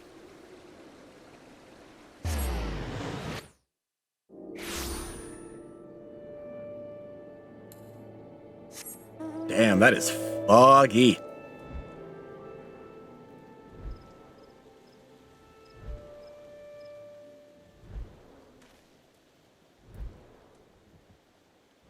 The one has the shark mount. Oh. Hello. Thank you for coming, adventurer. Forgive my brother's rudeness. Cannot help that he was born with a head of solid stone. Anyways, I do not believe... So basically admit he's a total blockhead. Anyways, I do not believe we have been properly introduced. I am Raya Osena, a Pajal, as you can see, and sister of the Elder Seedseer. You are Harris, yes? Brother Isumi has spoken of you, and most highly at that. As you no doubt have heard, my brother, Arun, and I were en route to the Guardian Tree. There, the Great One, by whose grace we dwell here, resides. Gentlest of guardians when at peace, a destructive force that knows no bounds when angered. As the Great One goes, so goes our fate. Creatures you helped us dispatch, doubtless they too were roused to hostility by the Great One in his anger. You need only look around you to see. The forest grows more and more threatening with each passing hour. So it is that we have traveled here to quell the Great One's fury, perform the quieting. In days of old, the ritual was, without fail, performed by 3 white mages. Our elder sister occupied with her many duties, my brother and I thought to attempt it on our own. Arun was quite confident, but I had my doubts. It was then that you arrived. Shortly thereafter became one of the chosen few to be gifted with a White Mage's soul crystal. It is no small honor that gem marks you as an inheritor of the magic of our ancestors. Thanks, asshole. My brother's pride may blind him, but the signs are as clear as day to me. You are not Pajali, but Atawakant meant for you to be here today, to perform the ritual with it. Atawakant is known to all as one of the greatest mages in our history, but even more so, he was known for being something of an eccentric. In defiance of tradition, he bid farewell to his forest home, wandering the realm and healing the wounds of the land, and his people wheresoever he went. Most admirable cause, yes, but alas, Atawa was never to return. Perished in a far-off land, and having taken no apprentices, his legendary powers were lost to us for eternity. Or so I believed, till I met you. And yet, for all his stubbornness, there is some truth to my brother's words. Ancient laws forbid us from sharing the teachings of white magic outside of our own kind. There are reasons for this which I would share with you when the time is right. There are many who would not approve of this arrangement. Still, I am convinced that it is Atawa's will that we bring you into the fold. So I welcome you, Heiress of the White. I can feel the Great One's fury welling up even now. Time is short, and yet while you may have been chosen by Atawa, I fear your journey as a white mage has just begun. Return to me when you have further honed your skill, and we shall proceed with your training.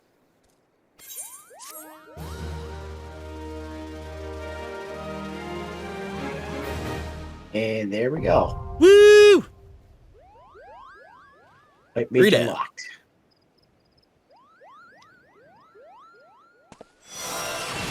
Yep, Warrior Dragoon and now White Mage. Yep. Alrighty. And now, editing note, cut to the next quest. Okie dokie, doing White Mage quest level 35. Only you can prevent forest ire. Ah, Harris, looking ever more the White Mage, I see. And yet I fear you are as ready to perform the quieting as a chocobo chick is to carry a wood whaler clad in full plate. But take heart, for we all must begin somewhere. Today I would teach you the art of communing with the elementals. This is, by any measure, the very foundation of our art, means by which we preserve harmony between the forest and our people. Not far from Sorrel Haven you shall find a tree, a mere sapling in the shadow of the guardian tree, but one that has likewise been consumed by anger and fear. I would ask you to placate this tree. The process is quite simple. Stand before the tree and raise your hands. Commune with the elementals that reside within and attune yourself to them until your feelings are in absolute harmony. Be forewarned, however, an angry elemental can be as stubborn as my dear brother. Do not be surprised if you find your honest plea rebuffed and foul creatures set to drive you from the forest. No matter what happens, you must remain calm. Dispatch the creatures, settle your heart, and speak to the tree once more. If your heart is true, your voice will reach the elemental ere long. Remember this, Harris. Under no circumstances must you allow your anger and fear to overcome you. As practitioners of white magic, magic of succor and solace, such emotions are anathema to our very existence.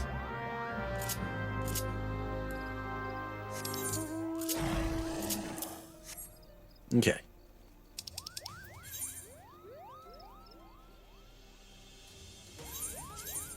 Do bent branch.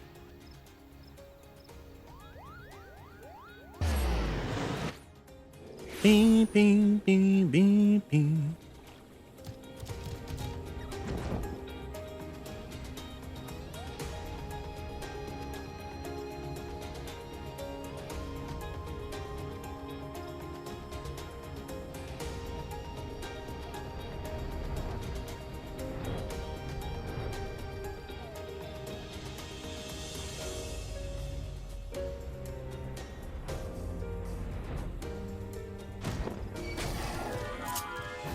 Gosh dang it.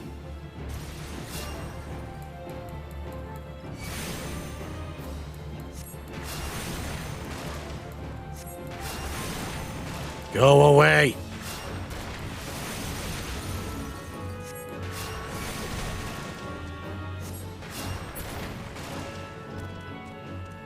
Ugh.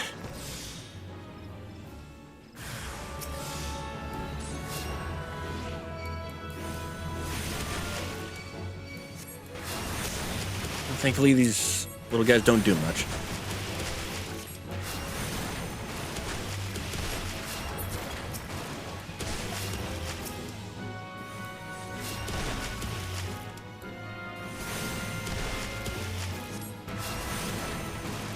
Just getting splashed in the face with water.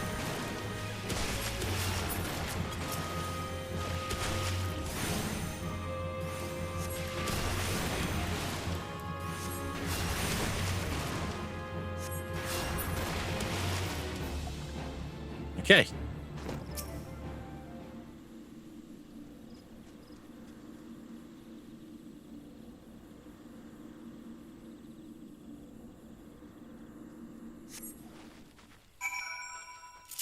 And back we go.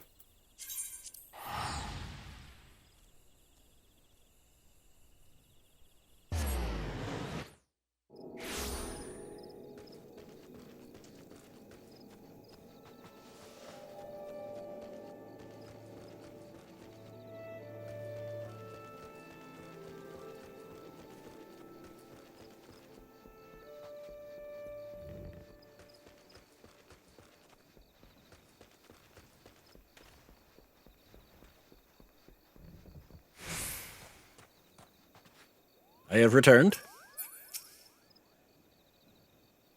A short while ago, I sensed a great anger abate. The forest is quieter, more welcoming now.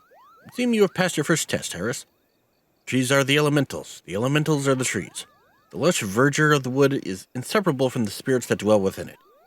You do not need to hear this from me. Doubtless you felt it for yourself when you healed that tree. Above all else, the elementals prize harmony. When they sense a threat to harmony, they summon forth all the powers at their disposal to expulse it. For so long have we lived in peace with the elementals. Why now do they turn against us? We can offer no answers, only theories. But one thing is certain. We must quell the Great One's fury, and do it soon, lest Gridania bear the full brunt of the forest's wrath. To soothe the forest's wounds and restore harmony. That is our duty as mages of the white, and it is a responsibility that transcends race or nation. I sensed your success in soothing the ailing tree, and I'm more certain of this than ever. Sadly, many cannot see past established practice and tradition, my dear brother among them. One would hope for a bit more open-mindedness given his youth, but alas, his pride as a Pajal will not permit it. For my part, I am not entirely unsympathetic to his concerns, and yet the task before us is too great. We must bring him around to see reason, but how? Forgive me, Harris, I would be alone with my thoughts for a while. Worry not, I will find a way to deal with Aru.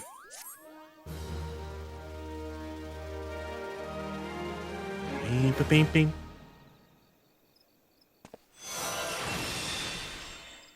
Action learned. Regen.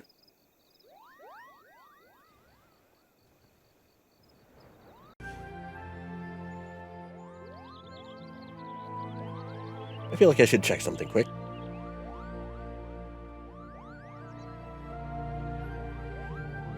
Okay. Now recording White Mage Quest level 40. Oh brother, where art thou?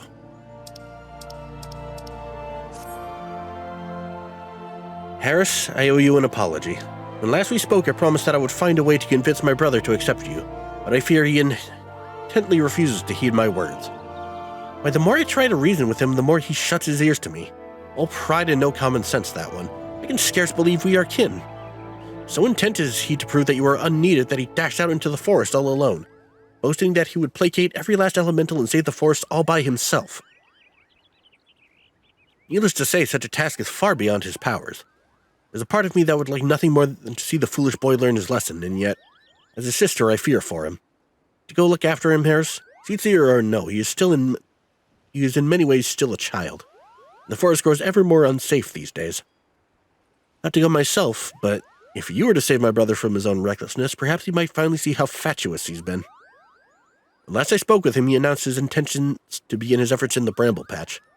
With any luck, you may still find him there. Now please go in haste before some ill fate befalls him. Alright, East Round.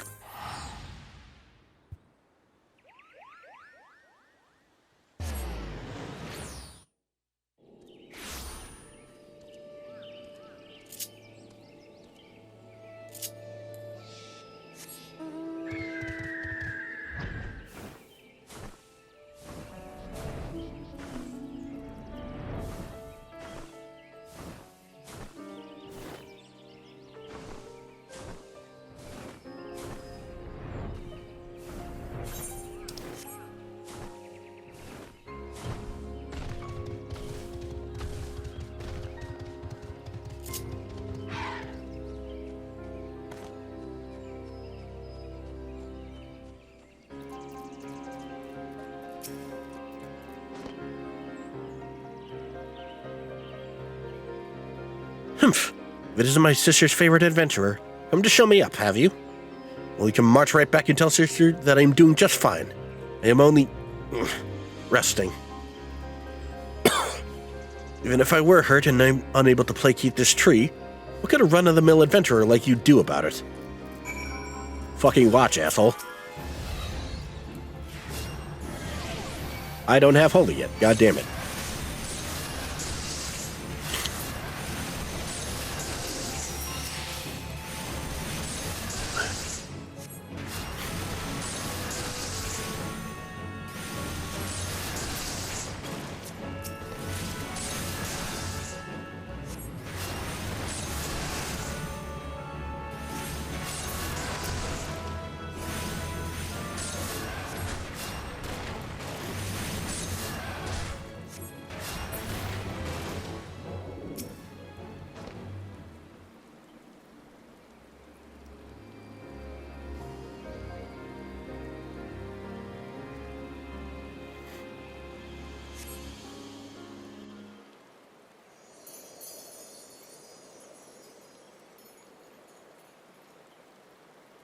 You were saying?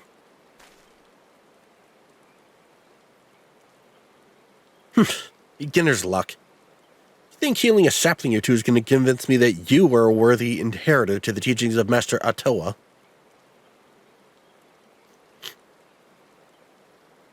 Arun, you yourself do not believe those words. Sister, what are you doing here? What are you doing here?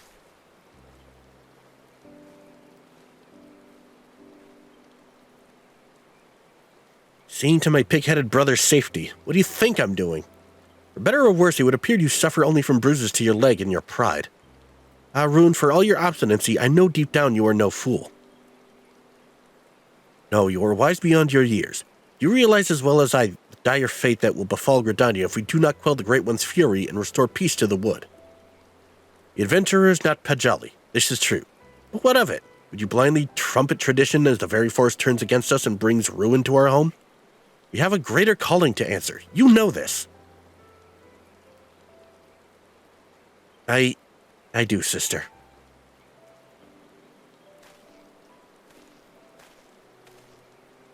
He's got the talking stick.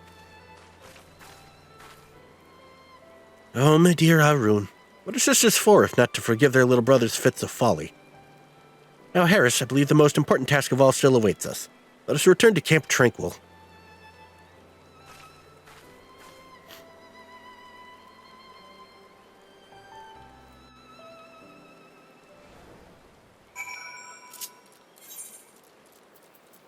And back to South Shroud.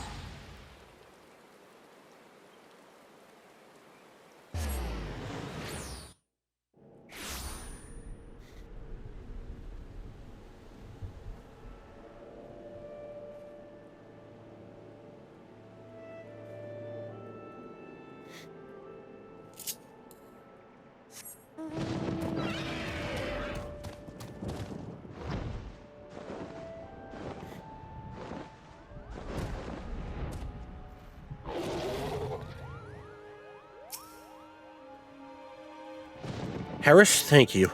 I knew it was only a matter of time before Arun came around to reason. And yet his hesitance to accept you was not entirely unfounded. When we first met, I promised that one day I would share with you the tale of how white magic came to be regarded as a forbidden art. I suppose this is as good a day as any for the telling. The tale begins some 3 millennia ago, in the 5th astral era. It was the time of the endless frost, when a barren wasteland of snow and rime stretched as far as the eye could see.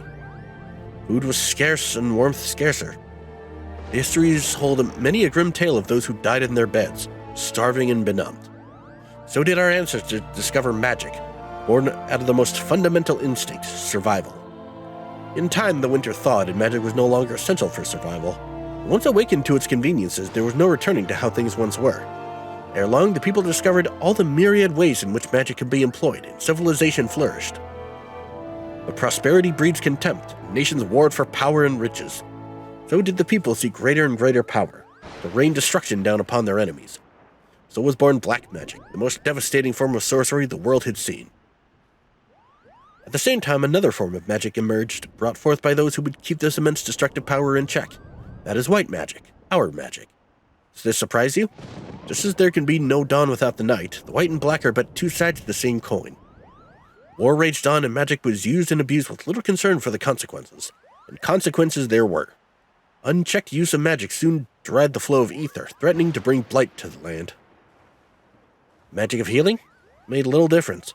If used with no concern for the ether, our magic could prove as ruinous to the land as the most devastating black magic spell. So it was that the practicing of white magic was forbidden, with one exception. The Pajal. Our kind were entrusted as sole shepherds of the now forbidden art. To serve as healers and bringers of peace while ensuring that the great power would never again be misused. Though he is still young, Arun feels this profound sense of responsibility as strongly as any of us, thus his hesitance to accept you. But having seen your abilities and the sincerity of your intentions, you can rest assured his doubts have been dispelled. With the three of us united in place and purpose, your skills ever growing, the day we may perform the quieting draws near. To our fortune, the Great One has not yet been entirely consumed by fury, but our time remains short. To commune with the Great One and restore the Twelveswood to its former state of harmony, we must truly be of one heart, of one mind. It is to this end that Atoa Kant has guided you to us. Further your mastery of our art, Harris, and let us mend the wounds of the wood together.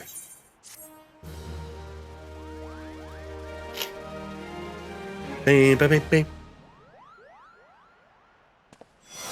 Woo! Cure 3. One I never mastered using.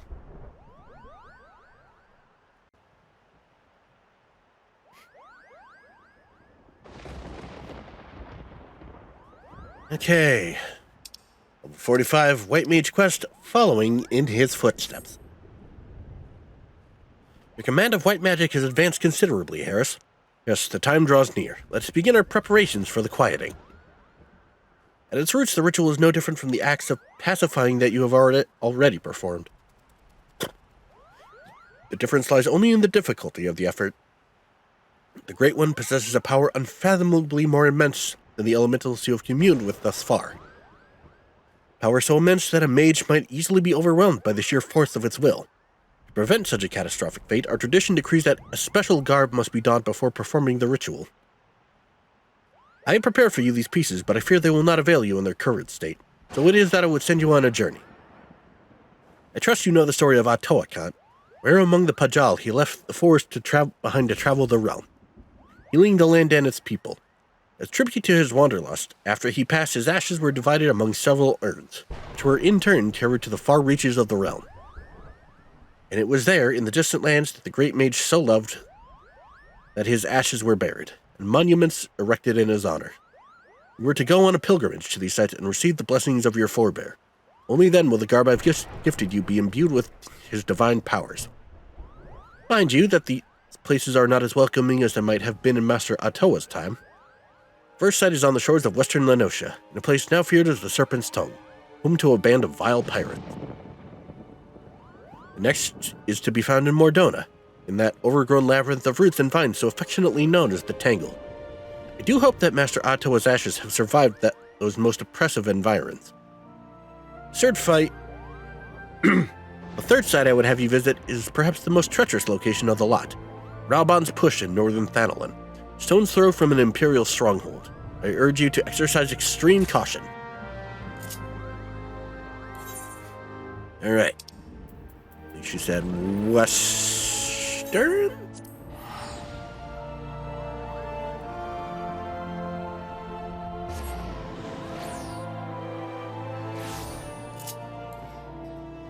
Yep.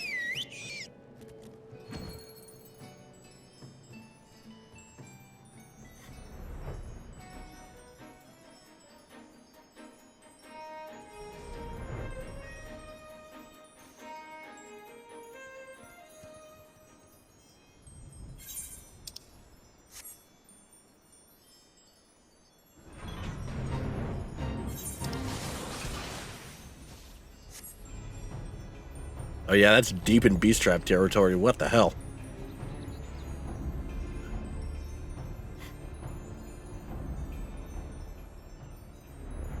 Thank God I can go above. Otherwise this would suck.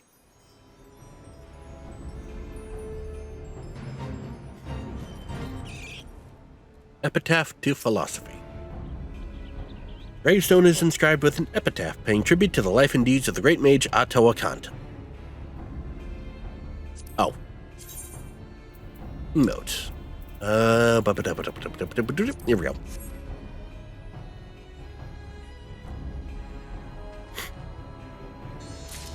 Boop. Okay. Off to more donuts.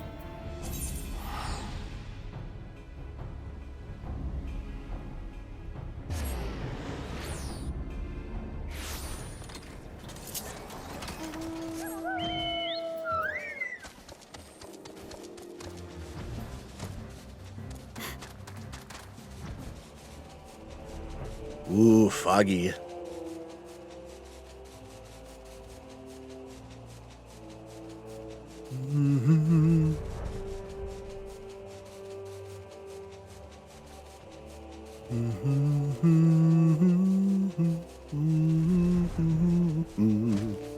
Epitaph to Discovery.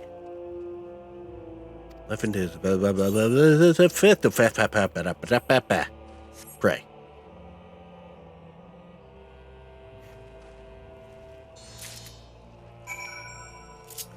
Northern Thanalan. Near the processing plant.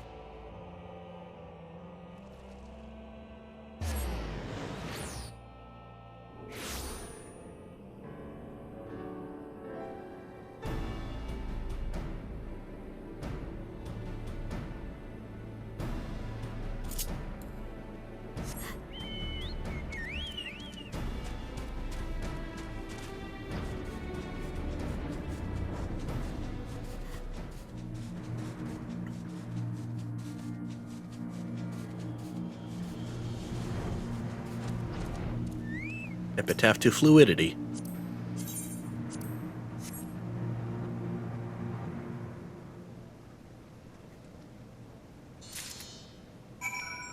Alrighty, back to Camp Tranquil.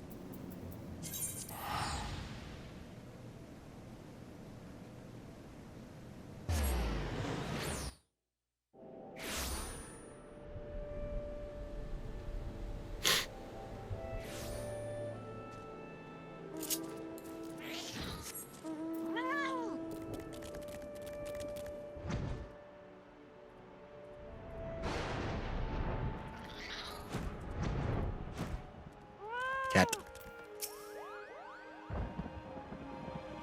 Your safe return heartens me, Harris. You can feel newfound power emanating from the garb I gave you. I trust that this stage of your pilgrimage was a success. Now that you have traveled the realm and seen the lands as Master Atoa did, I will share with you the rest of his tale. The histories claim that Atoa Kant disappeared in the mountains of Ogamoro, the Kobold motherland. This is not untrue, but there is more to the story. When the great mage did not return from his journey, one of his most devoted students went in search of him. The legends have it the young mage single-handedly fought off veritable legions of kobolds while scouring the mountains for any sign of his master. Sadly, it was as all had feared. Though the young mage eventually found his master, the great Atoa Kant lived no more. As if the death of the man were not enough, Thyrus, Atoa Kant's great staff, a mighty relic passed down by his ancestors, was lost to the shadows. Undeterred, the young mage fought off the kobold hordes to carry his master's remains back to the surface. A ceremony was held to honor Master Atoa's life and deeds, and urns housing his ashes were carried off to the far-reaching frontiers of which he was so fond in his living years. All the urns, that is, except for one. Yes, though the precise location is known to only a few, Master Atoa also rests closer to home, here in the Twelveswood, not far from Proud Creek. Here in the Twelveswood, not far from Proud Creek, you will find yet another monument to the great mage. Take with you this habit and pay your respects as before. If you keep pure intentions in your heart and in your mind, then the healer's robe shall be your reward. Proud Creek, I believe it was close to Quarry Mill. Oh wait, we're already in the South Shroud.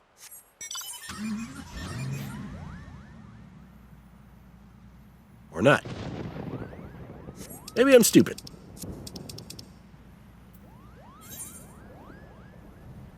Hey Lee, how's it going? Thank you for the host, by the way. North Shroud.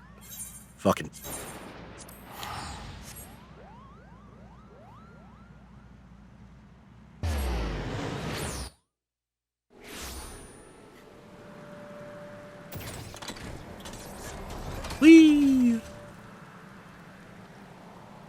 am I doing? I'm doing alright. Just, finishing up some stuff before the next expansion drops, which is this Friday. Which is pretty much what I'm going to be doing all day. That day. Blooper tip. Here we go. Epitaph to... Fuck. Get the hell away from me.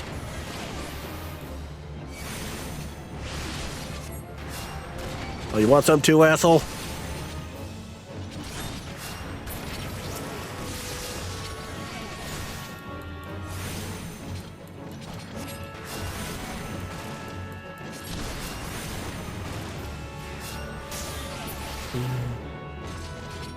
All right.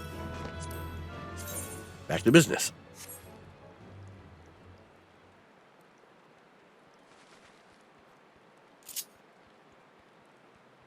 Oh, examine the grave.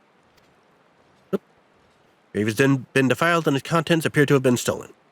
Power of Atto Akant has been lost here. Turn to Camp Tranquil and seek counsel from Rhea Osena. Not surprising.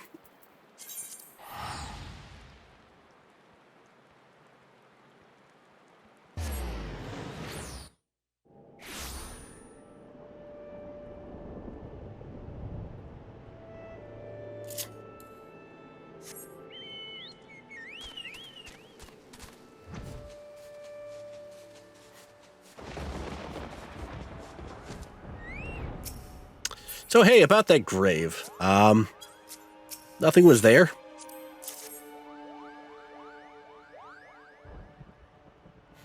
The urn holding Master Atto's ashes was stolen? This cannot be.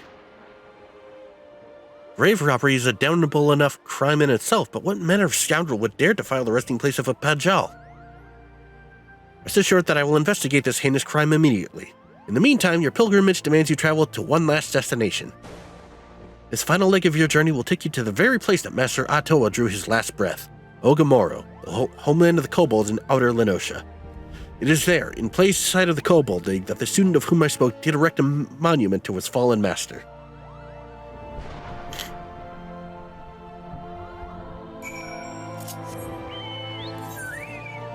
Alright, outer Lenosha.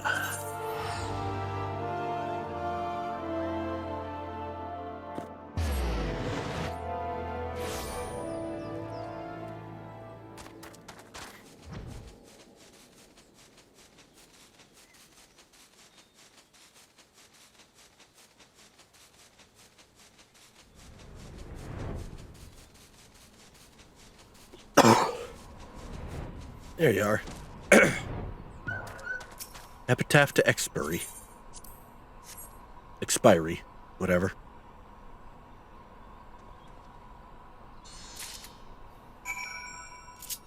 And back we go.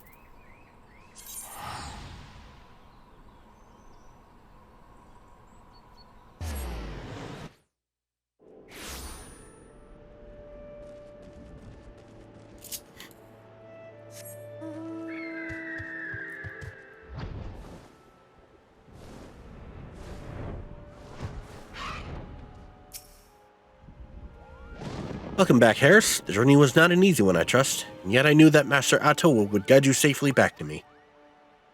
In your travels, you have received the blessings of our great ancestor, and yet this was not the sole reason I sent you on this pilgrimage. Perhaps you sensed something of my intentions during your trip. Yes, Harris, as he who would inherit Master Attoa's legacy, I wanted you to truly walk in his footsteps. To see the realm in both its beauty and its suffering with your own eyes, as the great Mage did so long ago. And yet it is strange, no? Pirate's lair, rampant jungle, mountains of fire. Of all the hostile environs to which you journeyed, the single grave despoiled was that which rests right here in our forest home. I suspect this was the handiwork of no witless grave robber, but rather someone who knew all too well the value of that which was buried within. We must uncover the truth behind this crime and return Master Attoa's ashes to their rightful resting place, and quickly. You're with me, yes? Okay.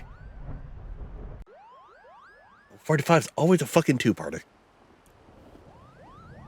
Alright. White Mage Quest, level 45. Yearn for the urn.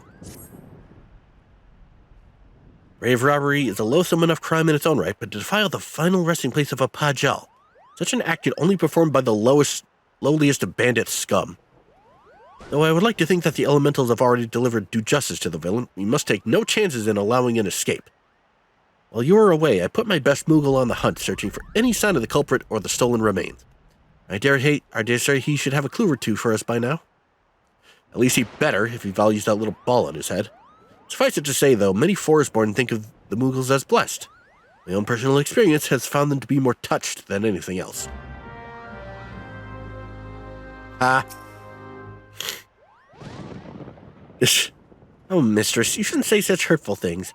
It's most unbecoming of a seat-seer, Kupo. But fine, don't listen to me. Why, I told her just the other day this is why she remains, shall we say, unspoken for. Burn. She might not react to that phrasing at present, but her ire was indeed fierce, Kupo. Of course, you have not come to discuss my mistress's temper, but the grave robbery. Most unforgivable act of villainy, if I do say so myself, which I believe I just did, Kupo.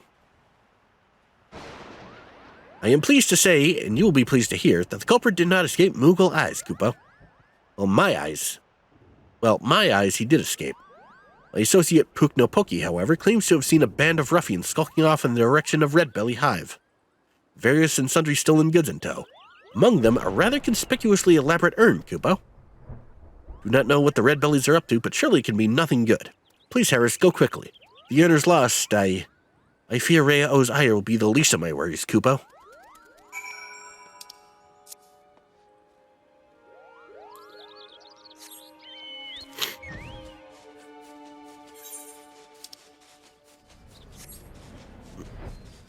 Over by Quarry Mill.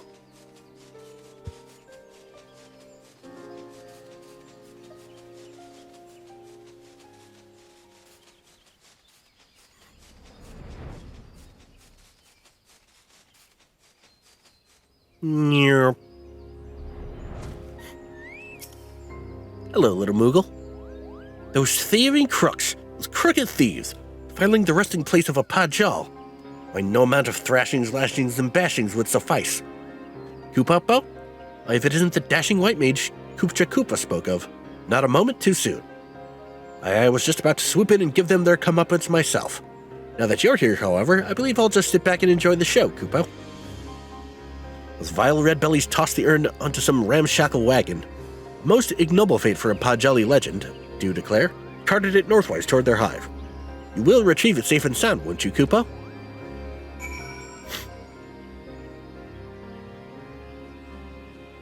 Search the overloaded wain.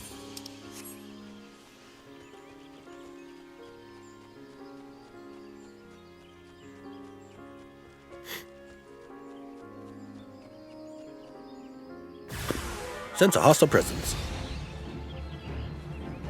Still don't have holy.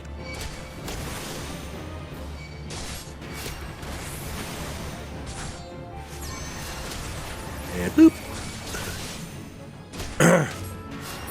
Red Belly Tomb Raider. Oh no, it's evil Lara Croft. Whatever. Finished another Tetris Effect connected speedrun. Expert journey in 38 minutes 45 seconds. Nice.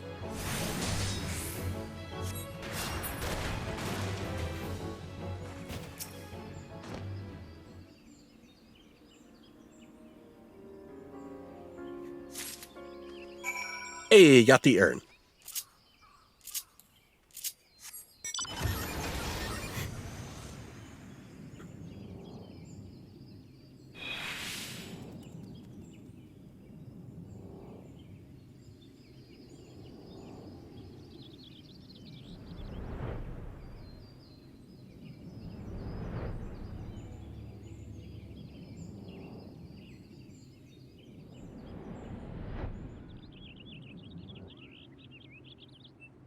Yep.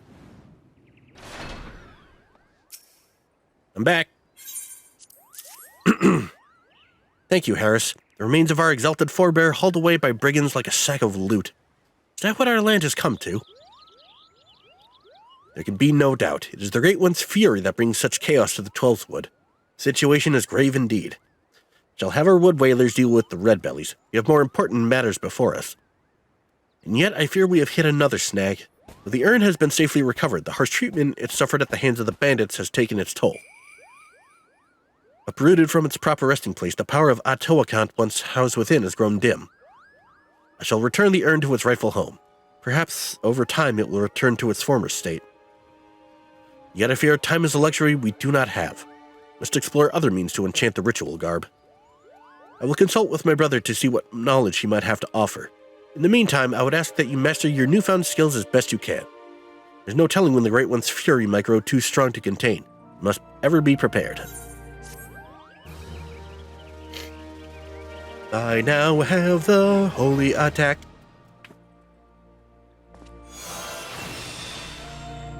Yeah. I can now blind people.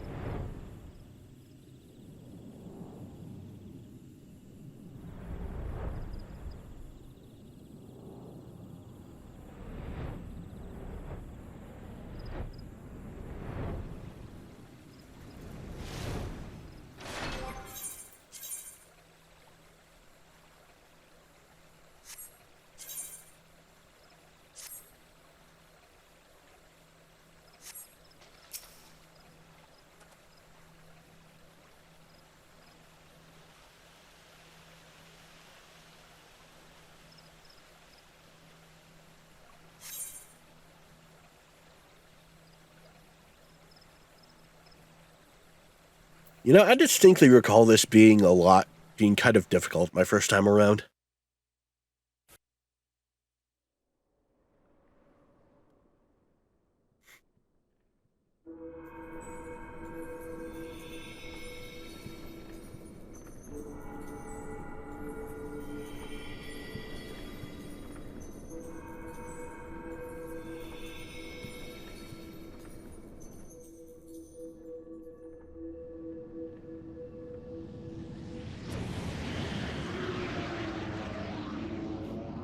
The tree is angry.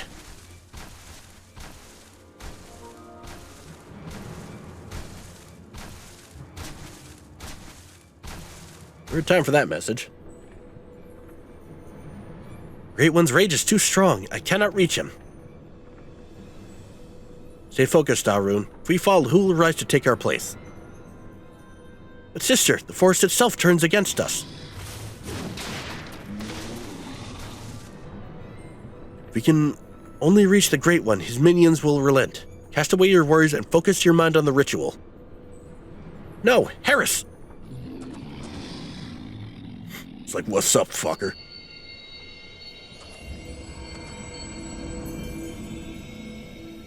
Stand strong, Harris. Are you going to let some overgrown shrub ruffle your feathers?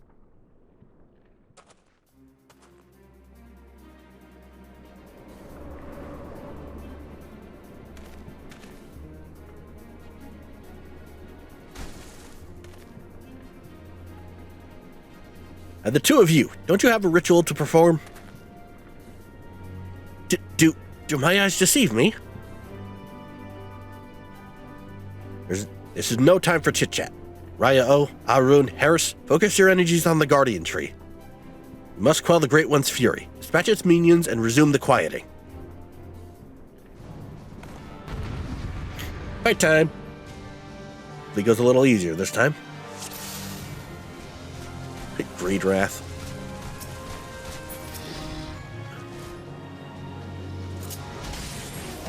Now the most obvious answer.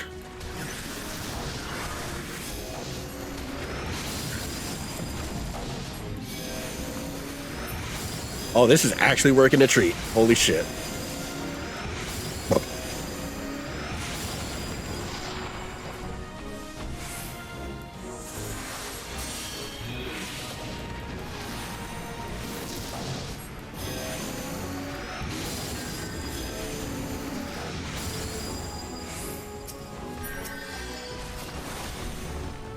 And then, bop.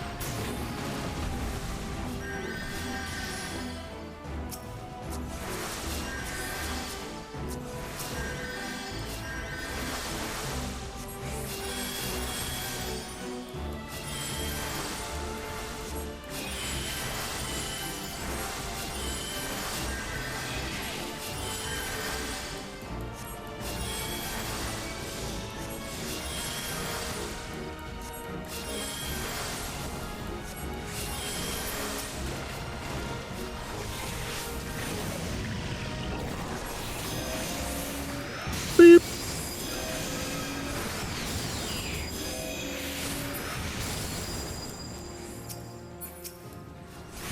And then, oh, take care of it for me.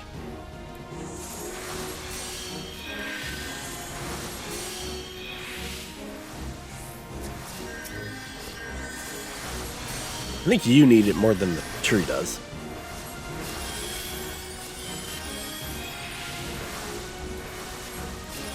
Alright. Boom. Hello.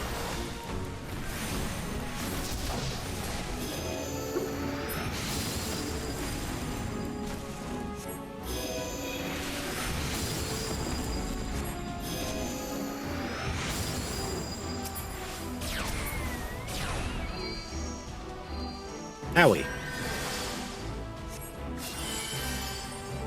There's another... Well, there was another one.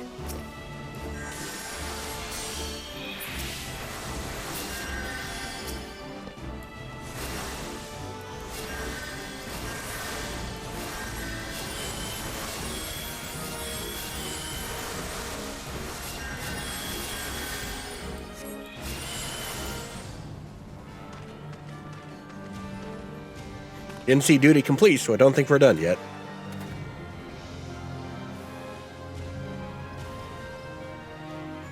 Now, focus your powers on the Guardian Tree.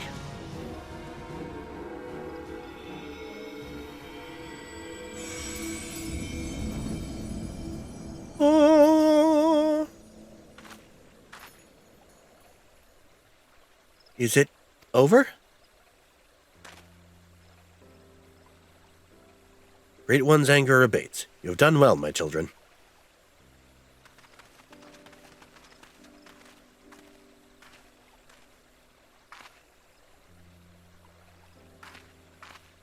Master Atoa, do you truly live? Live? Not as you would define the word. Mayhap in the heart of Harris here, whose strength I borrowed to join you. It's a miracle. Aye, it may very well be. Perhaps the Mother Crystal heard this old soul's wish. I lived a long and fruitful life. When I drew my last breath in Ogamora that day, I did so with one profound regret. That I would pass from this realm without finding a worthy inheritor to bequeath my knowledge in full. My spirit left my lifeless body to abide in the soul crystal, the hope that one day it would find its way into the hands of my successor. For years, my consciousness slumbered in the darkness, until I met Harris. From the moment you took my crystal in hand, I knew, Pajal or no, I had at long last found one to whom I could truly pass on my knowledge. Yes. I did not press a button. Master Atoa.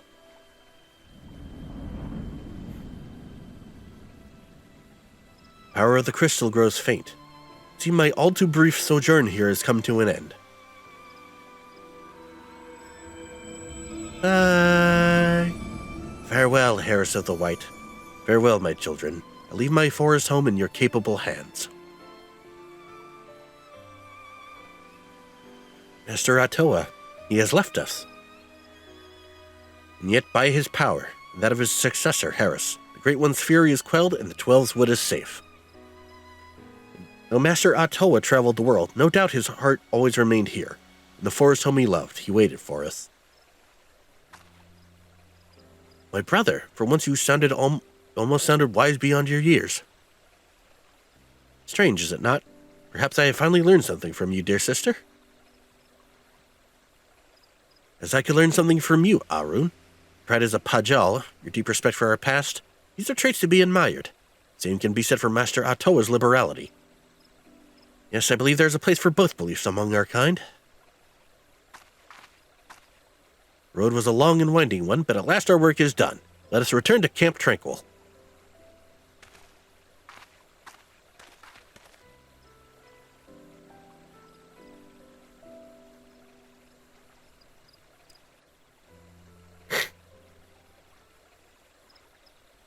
You have restored harmony to the forest.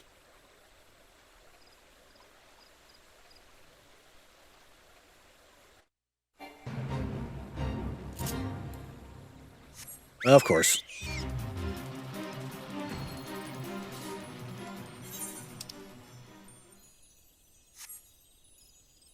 Go take care of this as long as I'm here.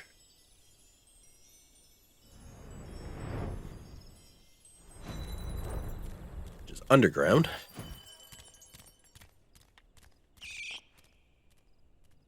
Actually, maybe save that for later.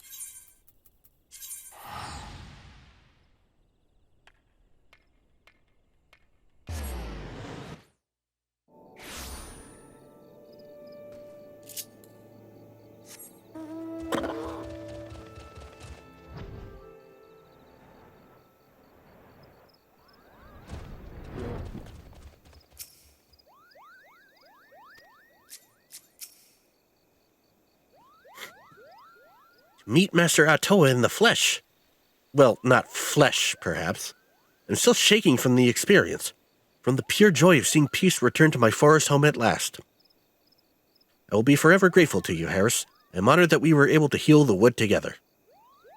I speak not only for myself, my brother has expressed the same sentiments. For Master Atoa here, I'm sure he would say the same. Though perhaps he is still here in some form. Behold! Final piece of your garb now pulses with his ancient power. Yes, there can be no doubt that Master Atoa intended this as a parting gift to you. Take it and wear it with pride, Harris of the White. Before we part, I would bestow unto you a present of my own. By the ancient powers vested in me as a seed seer, I bestow upon you the greatest incantation known to our kind. May you ever heed the will of the elementals, and use it in wisdom and compassion. Whew! I am not given to formalities. I swear I do not know how my sister manages. The short time I have known you, Harris, you have grown into a fine white mage. I am honored to call you my peer. Use your powers in moderation, and let compassion be your guide, and I have no doubt that you will bring succor and solace to wherever your journey takes you. Yay! One more. Benediction. This concludes the White Mage quest for Final Fantasy XIV Realm Reborn, blah, blah, blah, Heavensward. To all of my children in whom life flows abundant, to all of my children to whom death hath passed his judgment,